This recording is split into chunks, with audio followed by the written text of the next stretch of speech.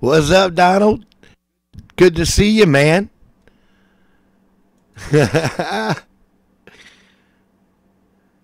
Oh, man.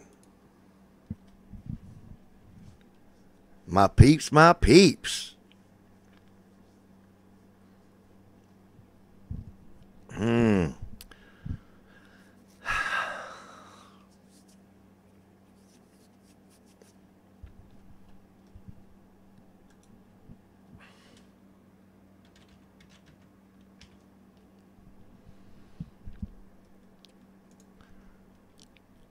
Damn, where's the ladies at? They ain't in here yet.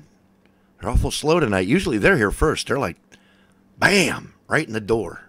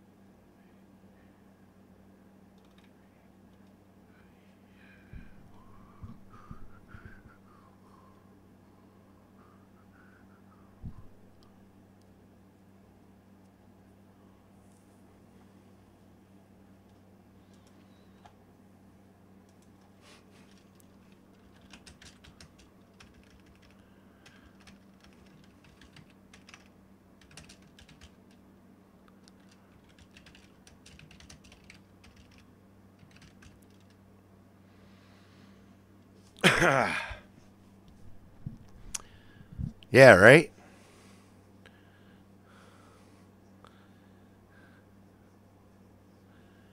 All right, we got 8 people watching. I started it yesterday with 5. So I guess 8 is all right. Let's see what's happening here.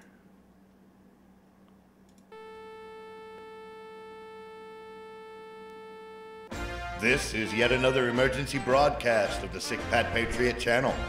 Welcome one and welcome all. So sit back, kick off your shoes, and prepare to enjoy several hours of patriotic input. We've got shenanigans, chicanery, and tomfoolery by the ton. Hey, Chris, nonsense, Miriam, and most of all, fun. Never forget that we are part of the greatest nation on the planet and the greatest people ever known. So damn the torpedoes and loose the hounds of war, and enjoy this emergency broadcast of the Sick Pat Patriot channel.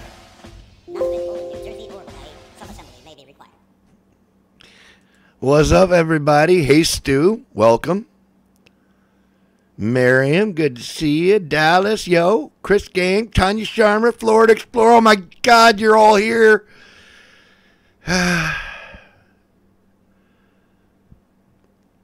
Well, you can chant CNN sucks all the time if you'd like, Donald. We support that around here. All right, man. It's 8:08, so I think I'm gonna. Yeah, I heard that, Aaron. We were warned that you were wrestling the Coyotes. That's okay.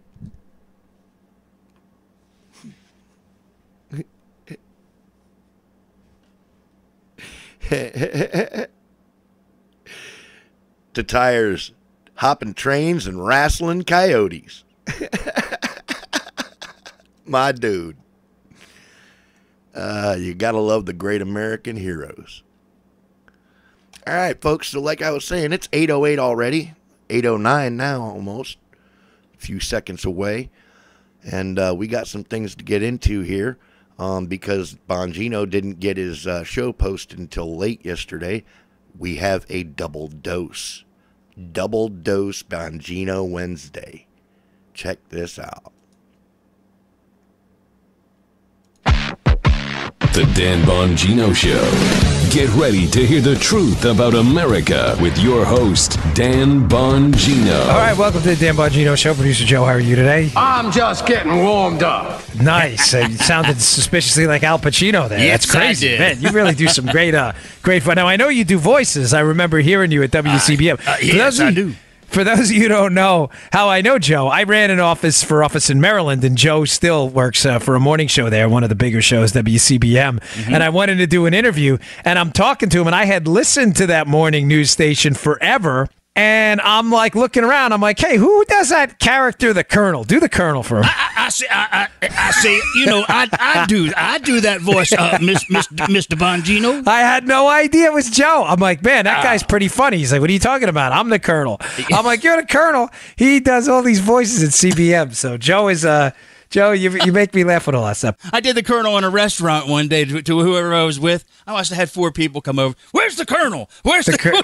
They know you from CBM. That, in fact, was the real Al Pacino. The Joe skill, I think that's obvious. Joe has tremendous skills, but apparently not that. I mean, that would be pretty amazing if you pulled that one off.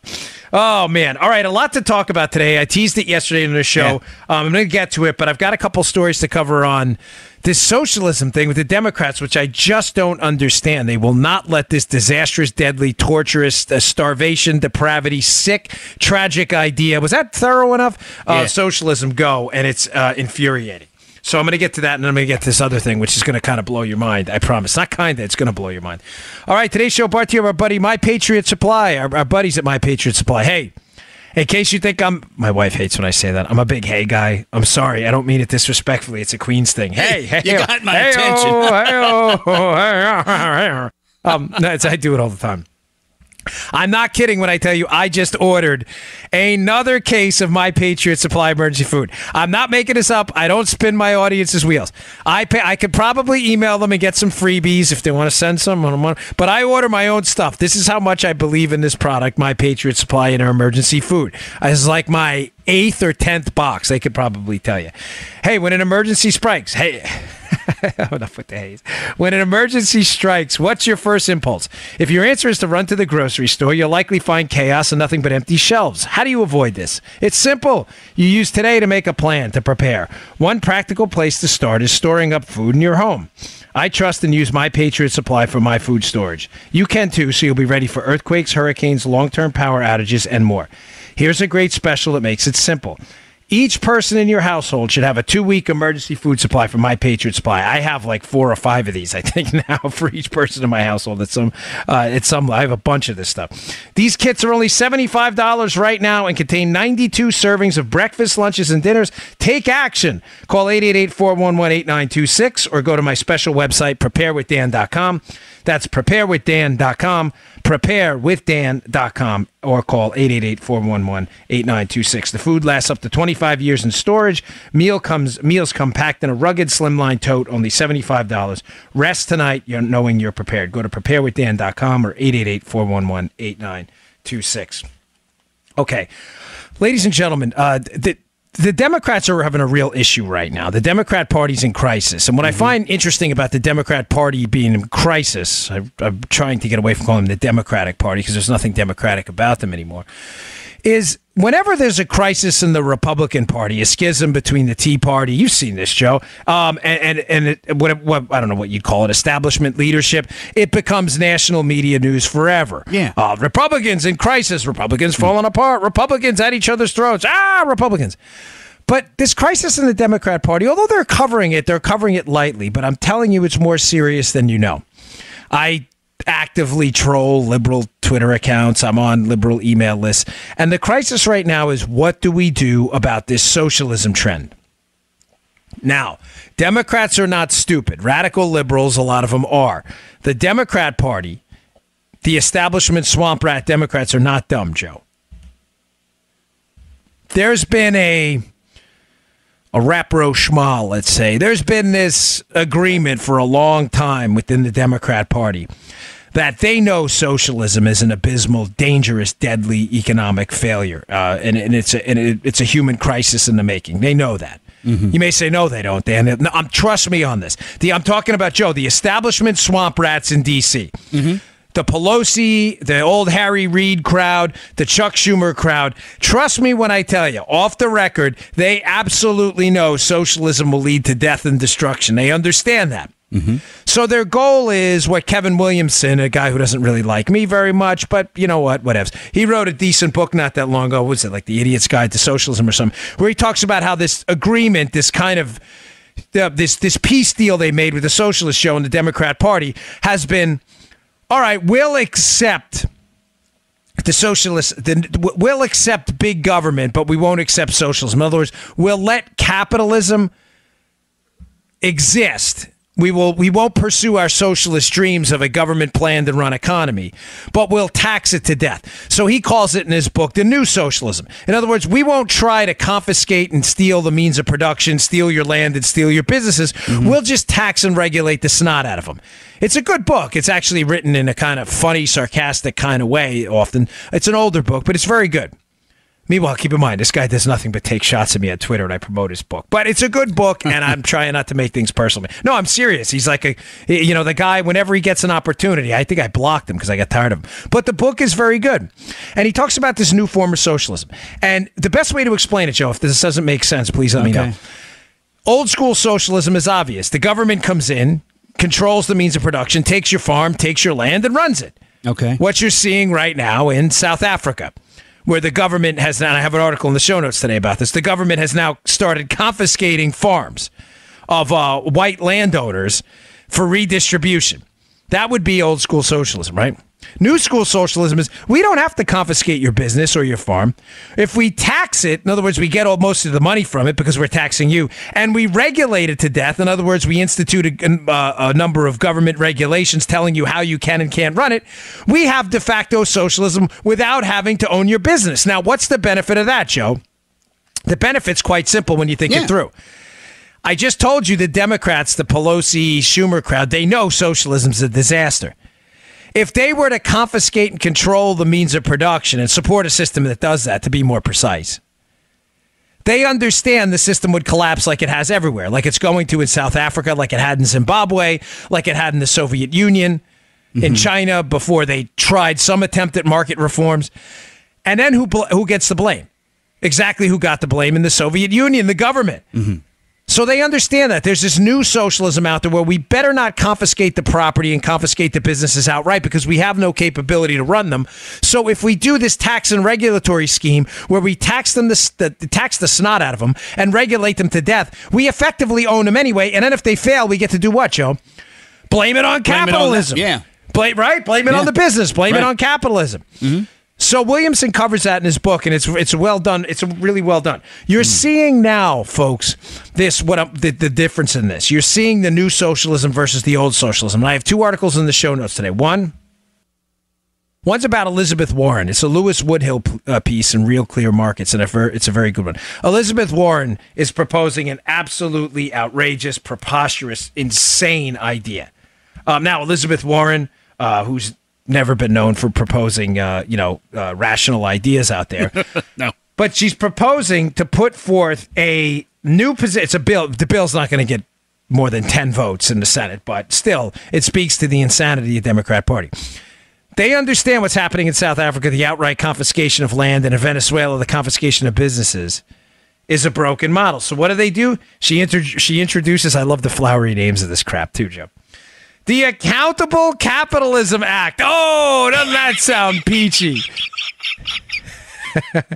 The Accountable Capitalism Act. Yeah, that's a good one.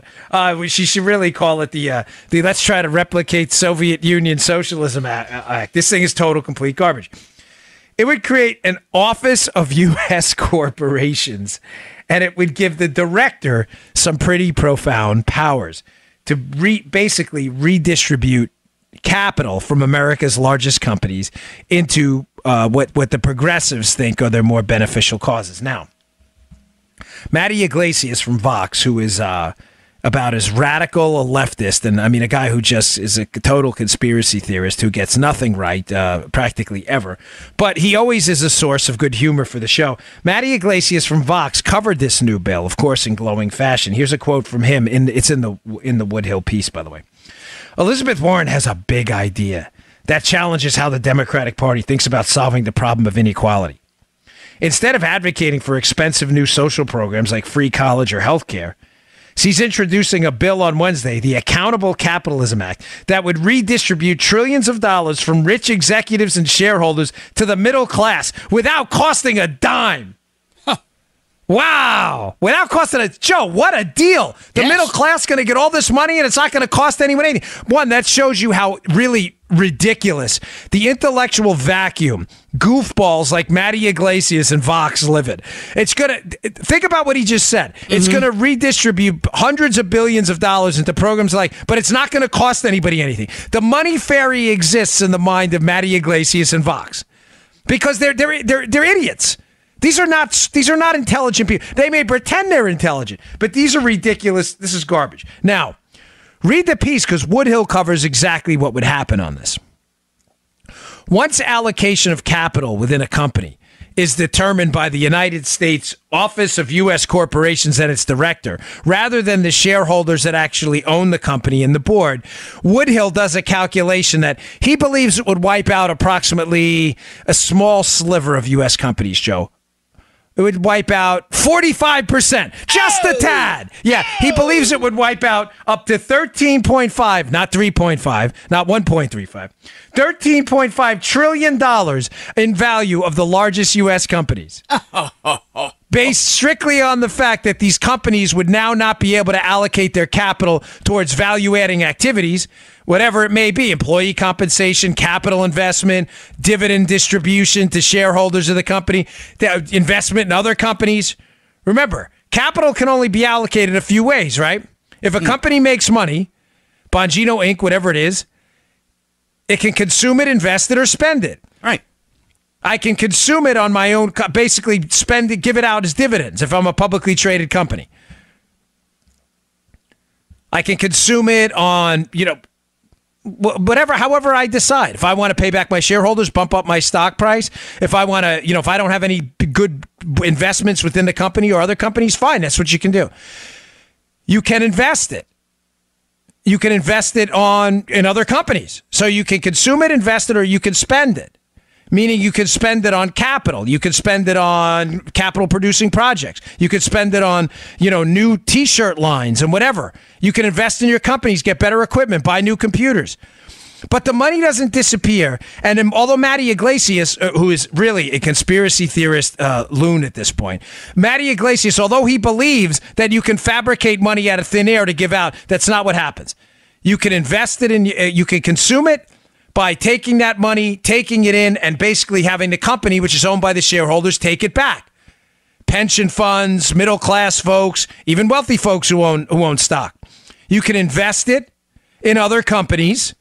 You could take your money and say, well, we don't have any projects right now, but I think Joe's company, we can invest in them right now. Mm-hmm. Or you can spend it. You can spend it on building your own business, getting new factories, new equipment, whatever it may be for growth in the future. The fourth option is not give it to the government and give control of it to have the U.S. government allocated towards their big government wants and needs. This is nothing but a sop for Elizabeth Warren to liberal voters out there for her 2020 presidential run to try to make pretend she's to the left of Bernie Sanders. That's absolutely what this is. I'm on a new green tea craze these days. I believe I don't know what it is, but I feel every time I drink green tea, I feel really good. So. But do you understand how this is the new socialism in Williamson's book? This is what he's talking about, Joe. Mm-hmm. You don't have to be Maduro or Chavez's Venezuela, where you confiscate the business. If you tax and regulate it to death, and you institute, Joe, the Office of U.S. Corporations and a director to make capital allocation decisions, who's better than you? You're a liberal Democrat. You effectively run the company anyway by taxing and regulating it to death through your Office of U.S. Corporations. But when the company fails, which they will inevitably do, what do? You do what Maduro, Chavez, and every other tyrannical, murdering, communist, socialist, tyrant thug has ever done. You blame what? The speculators and the capitalists after you destroy the economy. It is not my fault. That's what they do every time. That's what they do every time, Comrade Joe. That's every single time. Now, what's Venezuela doing right now? Venezuela is in the process right now because of out-of-control inflation. Let me flip the page because I was going to cover this yesterday, but I got so involved in that story. Sometimes I miss out. Venezuela, Joe, is chopping 5 zeros off of its currency. They're going to institute a new sovereign bolivar because inflation in Venezuela, it's up a little bit, Joe. It's up 61,463%. Just a tad, Joe. Just a drop. A drop in the bucket. Brutal. So, Venezuela, because they have enacted socialist policies. Now, remember with socialism, what Venezuela did was a hard socialism, not the new socialism Williamson refers to, where you don't confiscate the company, you just tax and regulate it to death, like Warren's proposing, right? Mm-hmm. Venezuela actually went in and said, no, this is now our business. Here's how this is going to roll, right? They took over a lot of the oil businesses, some grocery chains. They actually instituted a hard form of socialism. Well, what happens, folks? The same thing that happens every time. Socialists don't have the expertise to run a business. That's why they work in government, not in the business world. These people are stupid. Not only are they stupid, they're power hungry and dangerous. So they come in and they bankrupt these businesses. When they bankrupt these businesses, what happens? The government has to then provide more money to people to go out there because you work for the government in a socialist economy. So the government has to institute payment schemes to the people in form of government salaries, government jobs, government stipends. Well, what eventually happens? Joe, where do you think the money in a capitalist economy, in a free economy, the money to support these programs comes from? Businesses, right? Yes, that is right. This is right. So the citizenry, through successful businesses, this is I'm going back to kind of the peace deal the Democrats made a little while ago. I'm not talking about the radical Democrats. Again, I'm talking about the swamp rats. The peace deal they made is we'll let capitalism exist because capitalism is ultimately going to fund this. It's going to fund our stream of welfare programs we want. Right? So if you institute hard socialism where there is no capitalism and the government takes over the business, what happens to the business? They run the business into the ground. The business is done. They don't have the expertise or the skill. Venezuela was once one of the richest countries in South America. It is now, they're eating pigeons because the government took over the businesses and the government doesn't have the skills to run the businesses, who now are not running effective businesses, which means they're not paying taxes, which means the social programs that the socialists want to institute are not financed. So what happens next? What happens next is, Joe, the government, which has a monopoly over the printing press, does what? The printing press starts running 24 hours a day to print new money for the government to give to people through the form of social welfare programs and other socialist dreams, free this, free that. You may say, okay, problem solved. Yeah. Government gets to print new money. Well, what happens when you print more money and it's not backed by any added value in the economy? Well, more money is chasing the same amount of goods. But. Unlike capitalism, where inflation's still a problem, what makes it even worse in socialism and why inflation is 61,000, just so I'm getting this right, 463% in Venezuela right now, is unlike in capitalism, Joe, where the United States still prints money through quantitative easing. We were doing, believe me, we're not free of this either. At least the United States, through this peace deal the Democrats have made with the swamp, that, all right, we'll let capitalism exist. We're just going to tax and regulate it to death. At least the economy is still growing and producing more products. Maybe not at the rate we'd want it to, especially under the Obama years, but it is still growing, which keeps inflation in check somewhat. When you're Venezuela, Joe, and you're printing the snot out of money, and that money is not only chasing the same amount of goods, but less goods. Now what happens? The price you fetch for those goods is through the roof. Folks, is a very simple way to explain this. If there are 5 computers in an economy and $10, right? Mm-hmm. The maximum amount of money those computers could fetch in that closed economy, which a lot of these socialist economies are due to capital controls, the maximum amount of money it could command are what? $2 per computer. I agree. It's a simple example, but roll with it because the simplicity does not refute the premise of it. Okay. There's $10 in an economy circulating around. If there's only 5 computers, the maximum amount would be $2. Mm-hmm. Remember, this is a socialist system. It's not a price system. Okay. In a price system, the maximum amount, if there's $10 in an economy, that one computer could fetch would be what? $10, because one computer might be really, really good and they price it, and the other 4 may suck. But that's not the way socialism works. Socialism is all about redistribution and equality and misery and poverty. From each according to their abilities, to each according to their needs. That is the very essence of socialism. But do you get it? How the computer in the United States could fetch, each computer could fetch, a computer could fetch $10. In a redistribution system, it's $2 each. So what happens? When you print a boatload of money in a socialist system, right? Say you print, all right, we need all this money to pay off all these social programs. Say they print $100 more. So now you have $110. Mm-hmm. Now, all of a sudden, each computer can command a whole lot more money. The problem is there's only 5 computers. There's still only 5 computers, if not less. Because maybe one gets given to a connected oligarch. Do you get where I'm going with this? Mm-hmm. There's more and more and more paper money, Joe, chasing the same and fewer amount of products, meaning the prices go up and up and up and up and up and up and up. First, we wanted $2, then $10, and $20, and $50, and $100. That's how you get hyperinflation. It's a monetary phenomenon. Folks, this is important because liberals don't seem to get this. They seem to think money can be fabricated by some kind of a money fairy. That, like Matty Iglesias, you see him right. Oh, look at this. We can give away all this free stuff, and it's not going to cost anybody anything. Well, dude, are you sane? Are you even a rational human being? So in order to counter, Joe, the massive price increases in Venezuela from the inflation, because they're printing money, but they're not making any more goods. Mm-hmm. So more money is chasing fewer goods, which leads to price increases. What did the government say? Again, instead of letting economic freedom figure it out, the government said, I got an idea. We are going to raise the minimum wage 6,000%, demanding companies to pay more.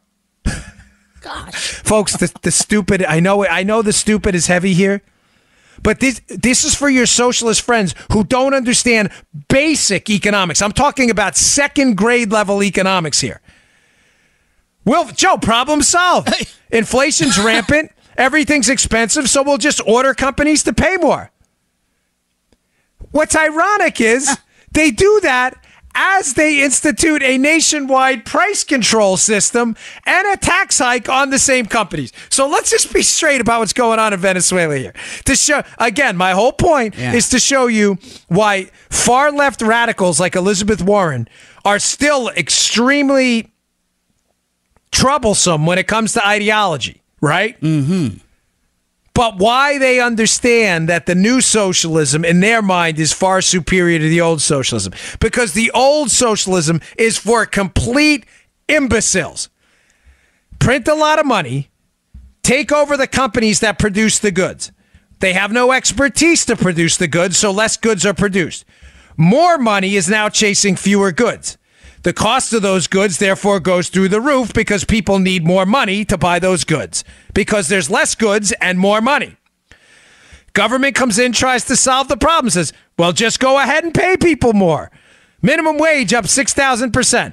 The companies go, we can't afford to pay people more. We don't have any money as is. The price keeps going up. The government comes in and goes, that's fine. We'll take your company over too. And we'll institute a price control to prevent other companies from charging your employees high prices for the goods. Companies cannot make any money. More companies go under. The government comes in and takes them over too. And then what happens? People don't want to work because the companies are losing money. These are people who've invested in these companies. These are small businesses, large businesses. These companies, the employees don't want to work because they're not getting paid anymore. Then what happens? Then comes the force. Why socialism always leads to brutal violence, political jailing, speech suppression, and the violation of big R rights and freedom is because the end road of socialism is always, now you will be forced to work. Look at the Great Famine in China. You look at the gulags in the Soviet Union. You will work. If you don't work, we will kill you, or we will jail you, or we will starve you. One of the great ironies of the Chinese famine is one of Mao and their lieutenants, their sayings was, he who doesn't work doesn't eat. That's kind of interesting, isn't it, Joe? Because it's the socialists who believe they're being benevolent to the poor and starving, when the motto and credo of socialism is we will starve you to death if you don't work for us. You don't find any irony in that at all? I mean, folks, look what the South Africa story.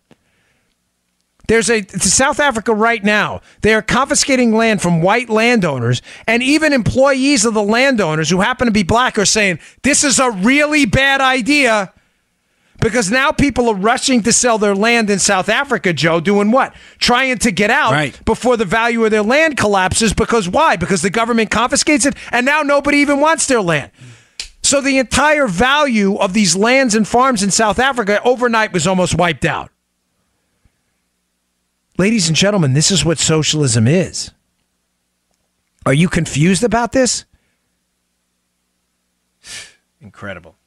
Okay, I want to get to that story because it's really terrific, and I've got some other stuff I want to get to at the end. So don't go anywhere. Today's show also brought to you by, I saw a really cool ad for them in Manhattan. Paula's like, hey, they're one of your sponsors. Indochino. Hey, listen, have you tried to buy, suits sometimes off the rack? Yeah.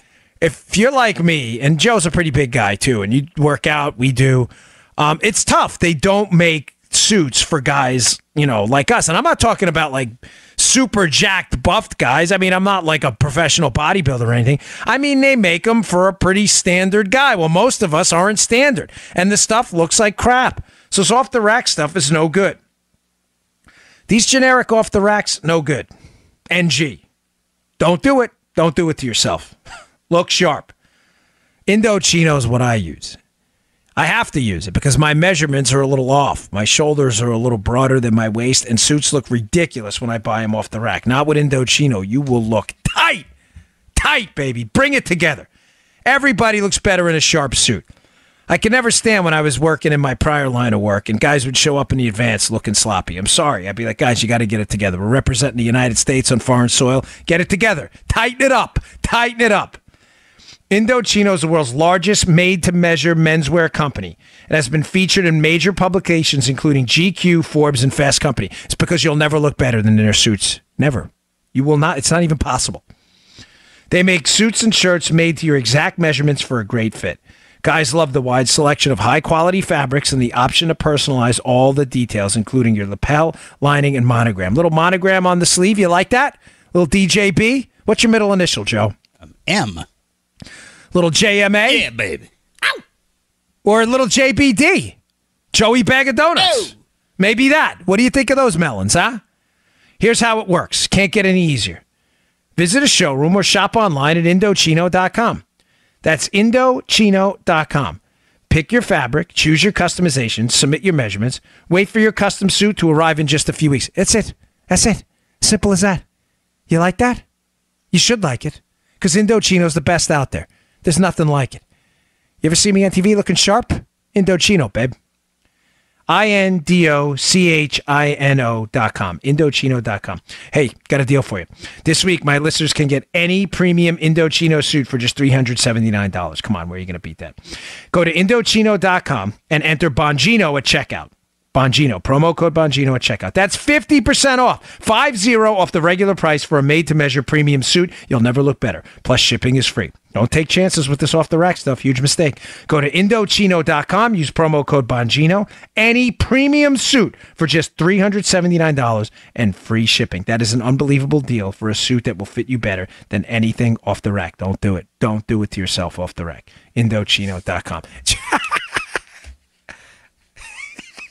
Dude, is that the funniest read ever? It's true, though. They're great. We were in Manhattan. My wife's like, oh, Indochino, check it out. Because they had a big sign up there. She's like, we love them. I said, I know. They're one of our sponsors. See me looking tight on TV? Got together? Tight? Yeah. Tight? Remember the Austin Powers movie? Tight. Tight. That's Indochino, babe. Go there. Don't buy this off the rack stuff. You look like a football player. What do you got, shoulder pads in there? You got 7-8-inch shoulder pads going on that suit? Get rid of that. You got to keep it tight. Yeah, it's good. You won't regret it. Take a picture, send them over, send me a tweet. Your Indochino suit, you're gonna look incredible. All right, so on a serious note, because you know me, I can always shows quickly go off the rails with me, but that's the best part about it. I have a lot of fun. It's everything to me, folks. So yesterday I kind of hinted at this, how there was a big Jeff Carlson with the Markets Work and Epic Times, who writes some really great stuff. I have another great piece from him in the show notes today, by the way, and an epic piece that I put together with Matt Palumbo, one of my writers, at Bongino.com. It'll be in the show notes. It's called All Roads Lead to Hillary Clinton. It is basically a brief synopsis of what you will find in my new book, Spygate, which is available for pre-order on Amazon. I said to Matt, we got to put together a 700 words or less piece that describes how just about everybody connected in the Spygate case is connected somehow to Hillary Clinton. And I thought, Joe, remember that game? What is it, 7 Degrees of Kevin Bacon? Mm-hmm. Any actors somehow connected to Kevin Bacon through 7 movies? I thought 7 Degrees of Hillary Clinton. Everyone in the Spygate case is somehow connected to Hillary. So Matt wrote a little synopsis piece, which is in the show notes today. Please read it. It's so good. It's also going to cover some of this stuff. There is a very, very suspicious piece of missing information in a Mueller charging document and some of the documents produced by the FBI regarding Papadopoulos. Why does this matter? Ladies and gents, what's been our operating premise here for the last few months? George Papadopoulos was set up. Low-level guy in the Trump campaign, was considered an easy pickings for the Democrats who are looking to frame and set up the Trump team. Right. They target Papadopoulos. They send a bunch of spies at him. It is simply amazing how many people have contacted George Papadopoulos with suspicious foreign ties after he joined the Trump team. You would have to be an idiot to think this was all coincidental. Matter of fact, Chuck Ross at the Daily Caller, Joe, has another piece in the show notes today about an Israeli who approaches Papadopoulos. This is like guy number 7,422 who has approached Papadopoulos since he joined the Trump team to try to give him money or get him to do something. It's incredible. Papa D is a pretty popular dude, man. Papa Dizzle, popular Dizzle, man. This guy, everybody loves Papa Dizzle. Somehow it must have gotten out there in the Clinton sphere that this guy was going to be their target. Whether it was because he didn't have as much experience as some other foreign policy advisors in other campaigns, they needed to set up the Trump team, and Papa Dizzle's their guy. So, whereas all roads seem to lead to Hillary, a lot of those roads before the exit ramp have exits before it ends that exit at another guy as well. I guess there's a confusing way to say it. All roads lead to Hillary. The halfway point in those roads lead to a Russian. There's a Russian, Oleg Deripaska, I've been talking about on this show frequently, who has some just odd, straight up strange ties to this case. Now, of course, all are innocent until proven guilty, even if you're Russian. I'm just telling you what we know so far and why this is so interesting, let's say. All right. Let me go to this. Let's see. So I discussed yesterday how Papadopoulos and his arrest was suspicious, but here we go. In the Mueller version that describes what Papadopoulos did. I warned Joe before, by the way, folks, and I said to him, this is going to be confusing, so you need to be the audience ombudsman here. So Joe's going to speak up for you if I lose you for a minute. Okay. There was an FBI agent, last name Gibbs, that interviews Papadopoulos, okay? He has a version of his events that's been documented. There's also in charging documents Mueller's version of events. They are very similar. Carlson points this out in his piece, which I have in the show notes, okay? Mm-hmm. What's suspicious is where those two versions of the interviews with Papadopoulos deviate. We tracking? Mm-hmm. They're almost, let's say, 99% the same. Mm-hmm. But they differ in key moments. Here's one of them. This is from the FBI's version. On or about July 22nd, 2016, Papadopoulos messaged Foreign Contact 2 on Facebook to ask whether Foreign Contact 2 knew a particular individual with extensive ties to a Russian-based business and to Russian-based businesses and persons. Papadopoulos asked Foreign Contact 2 if you know any background of him that is noteworthy before I see him. Kindly send my way. So remember, the FBI is making a case that Papadopoulos is making suspicious contacts with Russian-connected people, right? Mm-hmm. This is the FBI agent's version. Okay. That foreign contact, too, is a guy by the last name of Timofeyev, who you've heard before, Ivan Timofeyev, who they allege in the Mueller document is connected to the Russian Ministry of Foreign Affairs. So to be clear, what I just read to you is the FBI agent's version of his interview summary with Papadopoulos, where he indicates that Papadopoulos reaches out to this guy, Timofeyev, who's connected to the Russians for information on another guy with, quote, extensive ties to Russian-based businesses and persons. Are we tracking? 10-4. Papa D reaches out to Timofeyev, asking about information on another guy who the FBI alleges is connected to Russians. Let's take a step back for a minute. Who introduces Papa Dizzle to this guy Timofeyev, who's supposed to be connected to the Russians? He's foreign contact too. Oh, Mifsud. Oh, yes. Mifsud. Our buddy Mifsud, the Maltese professor. The Maltese professor no one's been able to find, who's interviewed by the FBI after they interview Papadopoulos in February. They interview Papadopoulos in January, Mifsud in February. Mifsud introduces him to this Russian guy connected to the MFA. Now, I've told you from the start, this starts the whole thing. Forgive me for continuing to mention this. My sincere apologies. But if you don't understand this, you don't understand the setup this whole case is. The whole allegation of the Democrats is that this starts with Mifsud. Mifsud meets Papadopoulos after he joins the Trump team. Mifsud says, hey, the Russians have dirt on Hillary. And that starts the whole thing, according to Democrats. Papadopoulos then worked with the Trump team to get that information and skew the election. Ladies and gentlemen, Mifsud's connections are not to the Russians. They're to Western intelligence assets. Now you may say, well, I don't get it, Dan. If his connections are to Western intelligence and not to Russian intelligence assets, why make the connection to Timofeyev? Because that's what they need to make it appear that Papadopoulos is colluding with the Russians. Now, why is any of this suspicious? Because Mueller leaves that out. Mueller leaves that out. Really? He leaves the whole Timofeyev thing in there. Why? Why does he leave it out?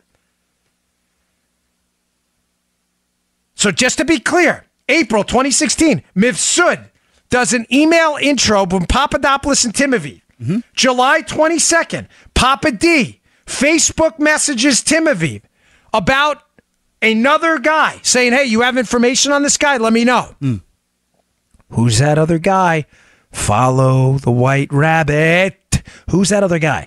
That other guy, according to Papadopoulos' wife, who would know, is Sergei Milian.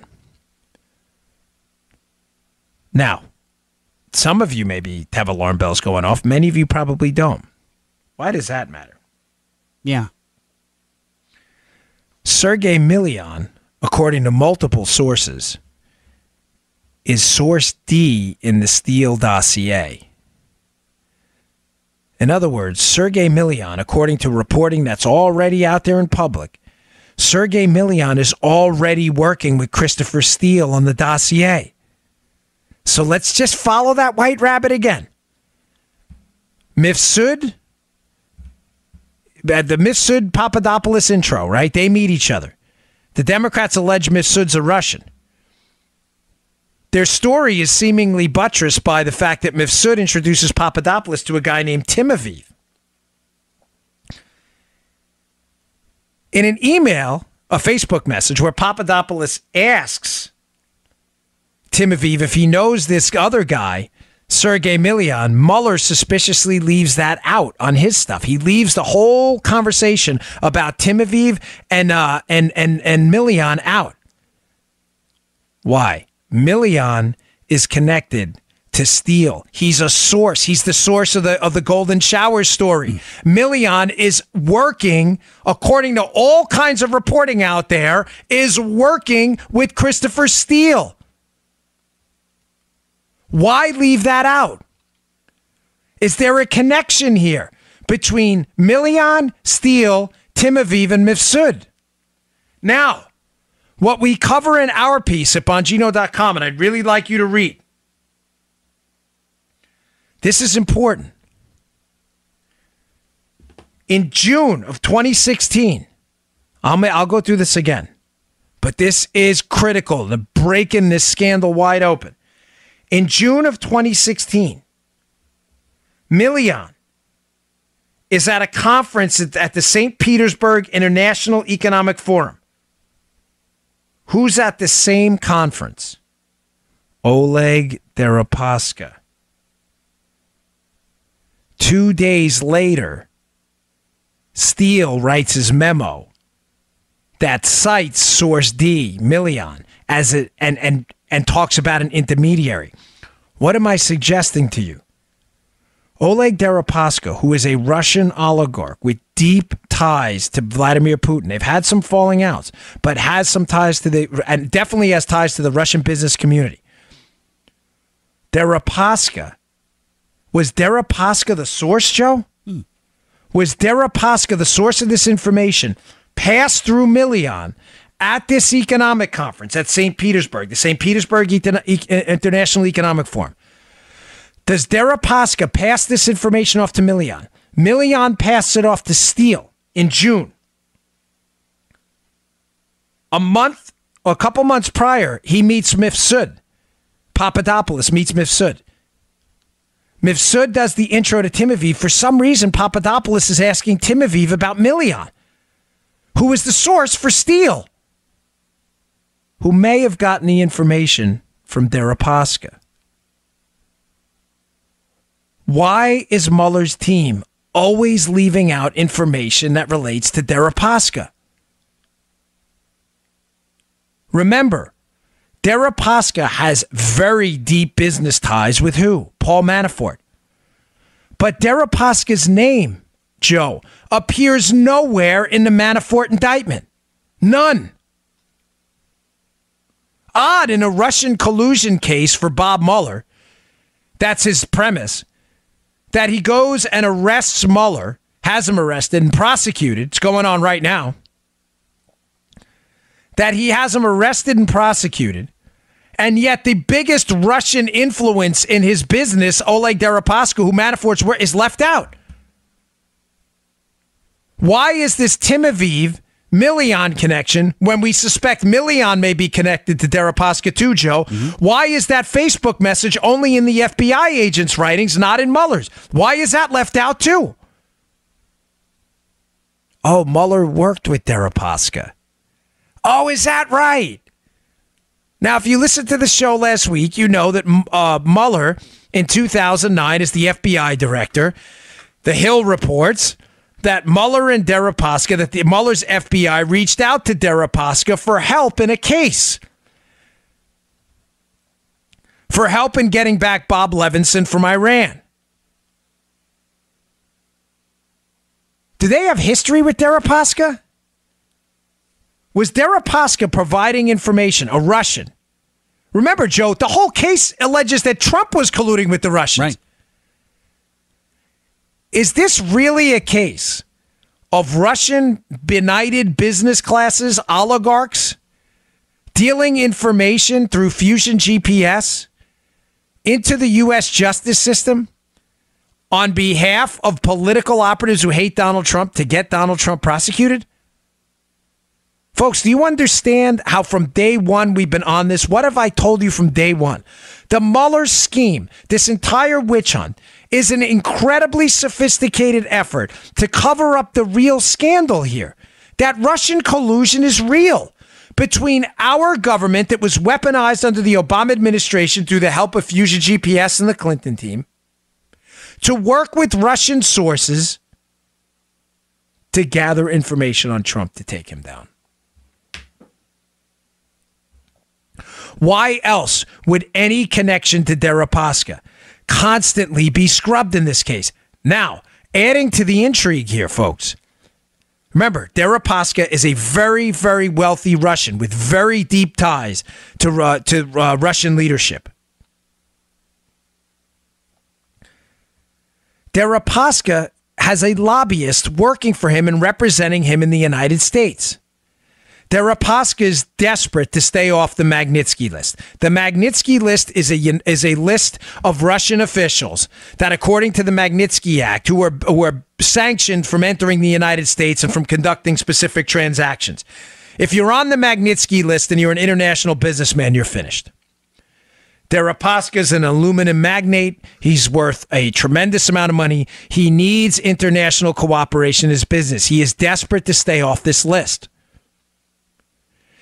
Deripaska hires a U.S. lobbyist, assuming to represent him and keep him off that list, amongst other things, Adam Waldman. Ladies and gentlemen, that same lobbyist is in some way representing Christopher Steele. How do we know that?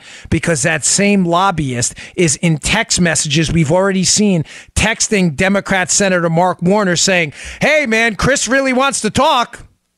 Talking about Steele. Christopher Steele is in text messages to Bruce Orr at the Justice Department lobbying Chris Steele, lobbying on behalf of Deripaska. Are you seeing the big picture here? Mm-hmm. Let me lay it out very simply. Mm-hmm. There is a Russian collusion scandal between Democrats and Russians, potentially Deripaska. Deripaska may have been playing both sides. He wanted to obviously stay off the Magnitsky list. There may have been an information exchange there. I brought up that convoluted web of Milian, Timoviv, and Mifsud to show you that every time Deripaska creeps up in this case, there's some effort by Mueller to shut it down. Yeah. He doesn't include him in the Manafort indictment. The guy was doing millions of dollars of business with Deripaska. I thought this was a Russian case. Mueller doesn't include it?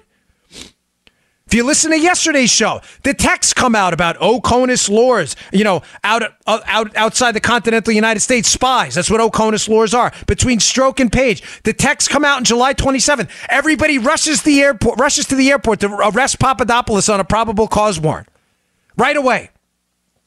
Why the effort to shut this low-level guy down? Why does the FBI talk about an email from Timoviv? A Facebook message from Papadopoulos to Timoviv about Milian, who we now think may be connected to Deripaska. Another connection to Deripaska goes away, but Mueller doesn't mention that. I thought this was a Russian collusion case, right? Mm-hmm. Why is Mueller light on that? Why does Mueller go very light on that specific connection if this is a Russian collusion case? Was Milian talking to Deripaska? Did they meet at this conference? Read my piece, thebongino.com. It's clear as day. Milian's at the same conference as Deripaska. We know that. He had pictures up on social media there. A couple days after the conference, Steele writes his memo about information negative about Trump. The information comes from Source D. Milian, according to multiple reports, is Source D. Did he get the information from Deripaska? And why does that not appear? Is Mueller not interested in this at all? Now, listen, as I've repeatedly said, if Mueller figures this all out and he's playing us all for fools and he takes down an entire collusion web of Democrats and the Russians, nice job, Bobby M. Unfortunately, there is zero evidence any of that is true. Zero. Now, I got another angle on this. You think the story's weird? It gets even weirder. This is family friendly, but I'm going to try to clean this part up because it's a little strange. We're still with you. But you sure? Yeah, that part. That made sense to you? Yeah, that part made sense. Yeah, we're good. I'm going to go over it again in a second because it'll tie into this last part, which is really going to scramble your eggs. Okie dokes. All right. But I got to get this in because we have to pay for the show, and I appreciate the sponsors. They keep the show free for you, especially a great company like Brickhouse Nutrition. Hey, I've been seeing a lot of this on Twitter. A lot of you take Brickhouse now that they are advertising with other conservative podcast hosts as well. A couple of people are like, yeah, I heard that on the Bongino show, so thank you for doing that. I was Brickhouse's original show, and I'm proud of that because their products are simply fantastic. Today I want to talk about Field of Greens. Field of Greens is a fantastic product. We all know we should be eating more fruits and vegetables. Everybody knows that. your mental health, your physical health. You just want to be more put together. I notice my skin, your nails, your hair, all that stuff looks better when I eat better. I mean, this is just common sense, but especially when I consume voluminous amounts of fruits and vegetables. Now, a lot of us don't have the time. I'm in travel mode today. Some of you can see me on the 5 later on today. Bit of a road show. I will be guest hosting the 5. On that road show, I take Field of Greens with me. I take it in a plastic bag. It is ground up, real, wholesome food. This isn't garbage. This isn't extract. It's not some, look, it's going to solve all your problems pill. No. Whenever you hear that stuff, throw it out. This is real, wholesome, pure food. This is great stuff. Blueberries, kale, all the kinds of stuff you should be consuming, but sometimes you don't have the time. You got to go out and buy it. You got to wash it off. You got to clean it. They ground up this real food. They get the water out, and you get a great tasting powder, fruit and vegetable powder. You throw it in green tea, throw it in juice. My daughter puts it in orange juice. Look better, feel better. Everyone knows the key to good health is tons of fruits and vegetables. This is multiple servings of fruits and vegetables in one scoop. Take it twice a day. You'll never feel better. I love this stuff. I swear by it. I begged them to produce it. When they did, I said, Miles, please by the way, Miles, I need some more foundation if you're listening. But my Field of Greens, it is a staple of my diet, and I've never felt better since I've been on it. Go give it a shot, please. BrickhouseNutrition.com/Dan. That's BrickhouseNutrition.com/Dan. Pick up a jar of Field of Greens today. Give it to yourself, your kids. You're going to love it. It is absolutely terrific, and it tastes great. It's your fruit and vegetable insurance for a long, healthy, quality life. Go check it out, BrickhouseNutrition.com/Dan. Pick up Field of Greens. So, adding another layer of just like WTH. What the heck? Story from Drudge came out yesterday. There's a woman who is a Russian, this is a quote, I'm not making this up. This is from the AP. A Russian self-styled sex guru. I'm not going to go into too much detail on that, but she's an employee in that field, let's say. Oh, righty then. Trying to keep it family friendly. Most of you adults can figure it out, okay? She's an employee in that arena, in that space, okay?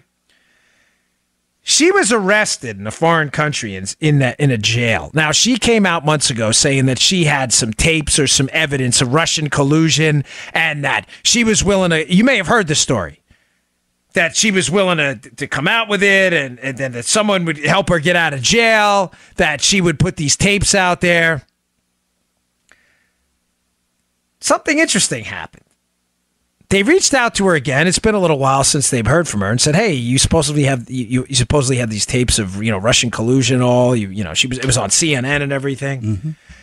Her name is last name Vasukovich. Sorry if I'm saying that wrong. Vasukovich, Joe, quoting here from the AP story, told the Associated Press that she had turned over all audio recordings to Russian oligarch Oleg Deripaska. No.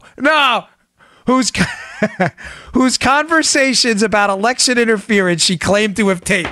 Dude, I am not making this up. This is now you see why I swore I'd never write another book after my third book. Now you see why I had to do this. This is the craziest story in political history, except for the fact that it actually happened. So a employee of the carnal arts, I don't know how else to say that. Is that PC enough? There you go. Yeah. An employee in the field of carnal arts who is in prison in a foreign country for carnal arts work says, "Hey, I know Deripaska and I have tapes that can prove Russian collusion." She was all over there. She says, "I'll help you solve this case if the United States can help get me out of jail." This is months ago.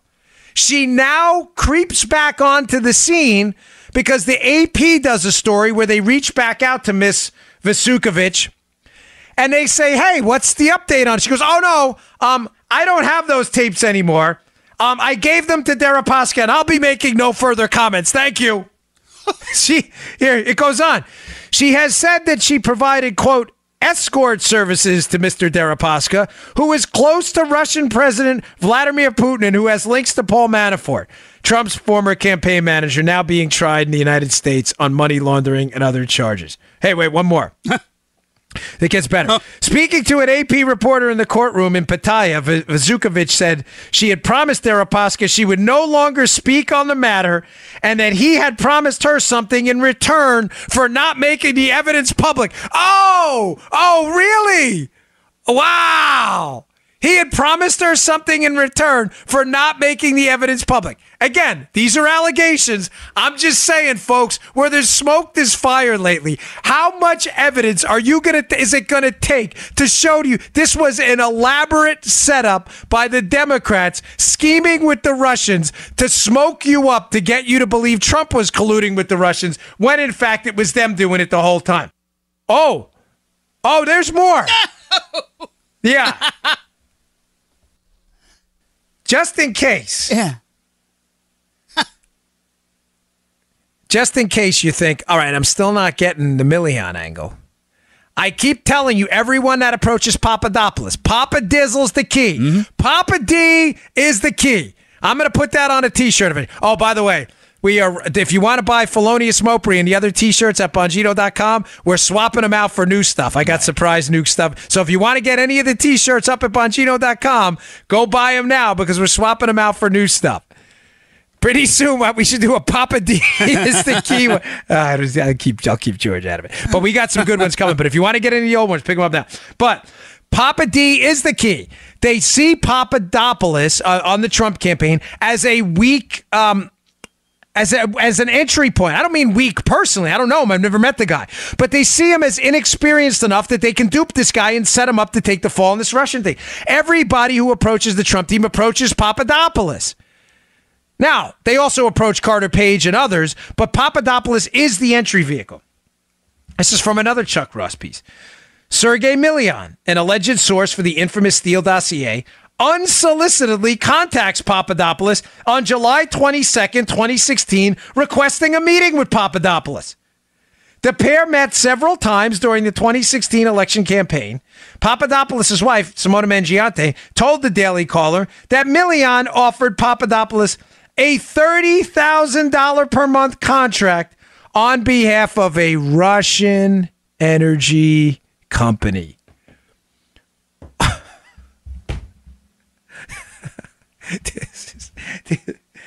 July 22nd. That name, that date sound familiar? Yeah, that's the exact same date, by the way. That's the exact same date of the Facebook message. On or about July 22nd, 2016, Papadopoulos messaged foreign contact 2, Timoviv, on Facebook asking about Milian. You see the scam? Milian reaches out to Papadopoulos. At some point, he offers him, according to these allegations, $30,000 a month. Milian, a month earlier, is at a conference with Oleg Deripaska, connected to Putin, the Kremlin, the entire Russian business structure. Deripaska needs favors from the United States government to stay off the Magnitsky list. Deripaska shows up at this conference with Sergei Milian in June. Milian is then alleged to have talked to Christopher Steele. He's his source D. After he's with Deripaska at this conference. Steele, 2 days after the conference, writes a memo including Milian's allegations about the golden shower and all this crazy stuff about Trump. He's there with Deripaska. A month earlier, Papadopoulos meets up with Mifsud. Mifsud, alleged to be the founder of the feast. Mifsud connects him with Timoviv. Milian reaches out to Timoviv in July. Milian reaches out to Papadopoulos on July 22nd. The same day, Papadopoulos reaches out to Timoviv, asking about Milian, who's connected to Deripaska through this St. Petersburg International Economic Forum. Whew. Deripaska, according to a carnal arts worker in jail overseas, she has tapes of Deripaska and others, allegedly, speaking about the collusion angle. She now claims Deripaska and her have a little deal and that she won't be speaking on this anymore and that basically Deripaska has the tapes.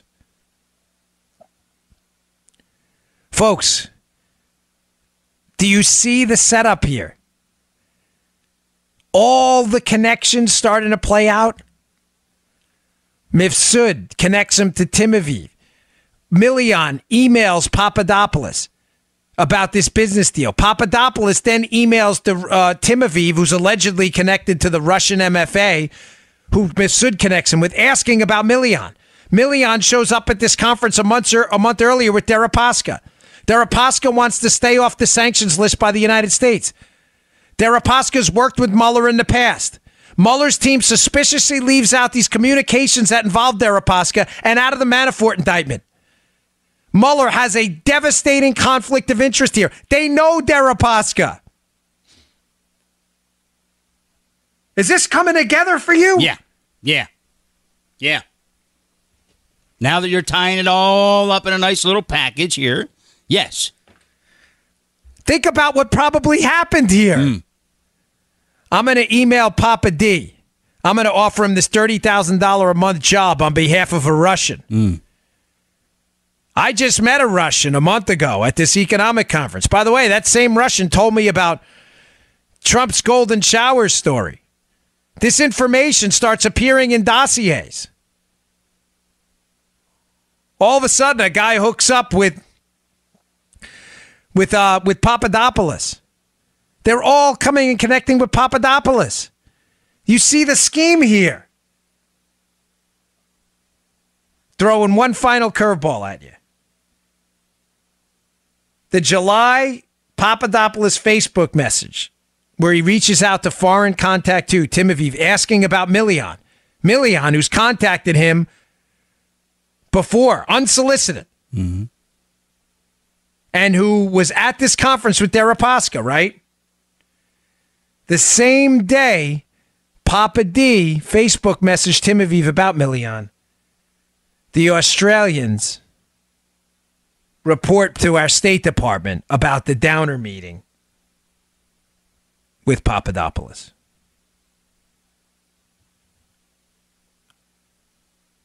Ladies and gentlemen, I know this is a complicated case. I know we're going over a bit. I'm just going to take one more minute to tie this up. These people are clearly trying to set up Papadopoulos.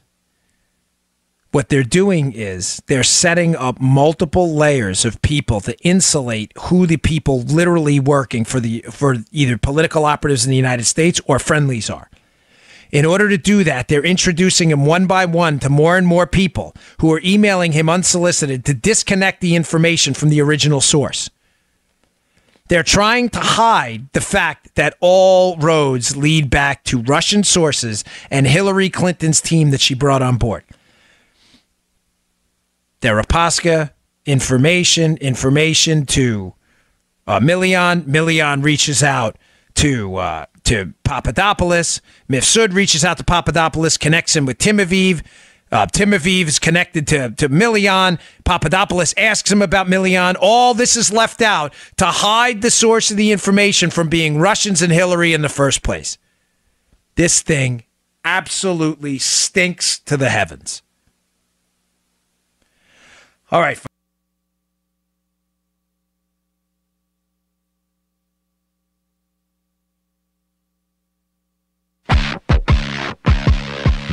Get ready to hear the truth about America on a show that's not immune to the facts with your host, Dan Bongino.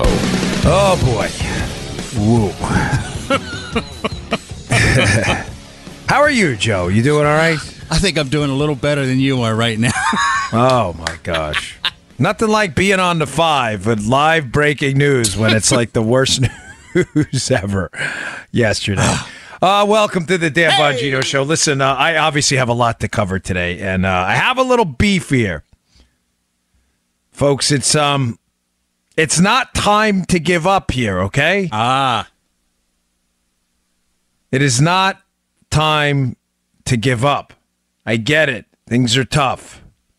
All right, let me get into this because I'm bothered by this whole thing today. All right, today's show brought to you by our friends at My Patriot Supply. Hey, when an emergency strikes, what's your first impulse?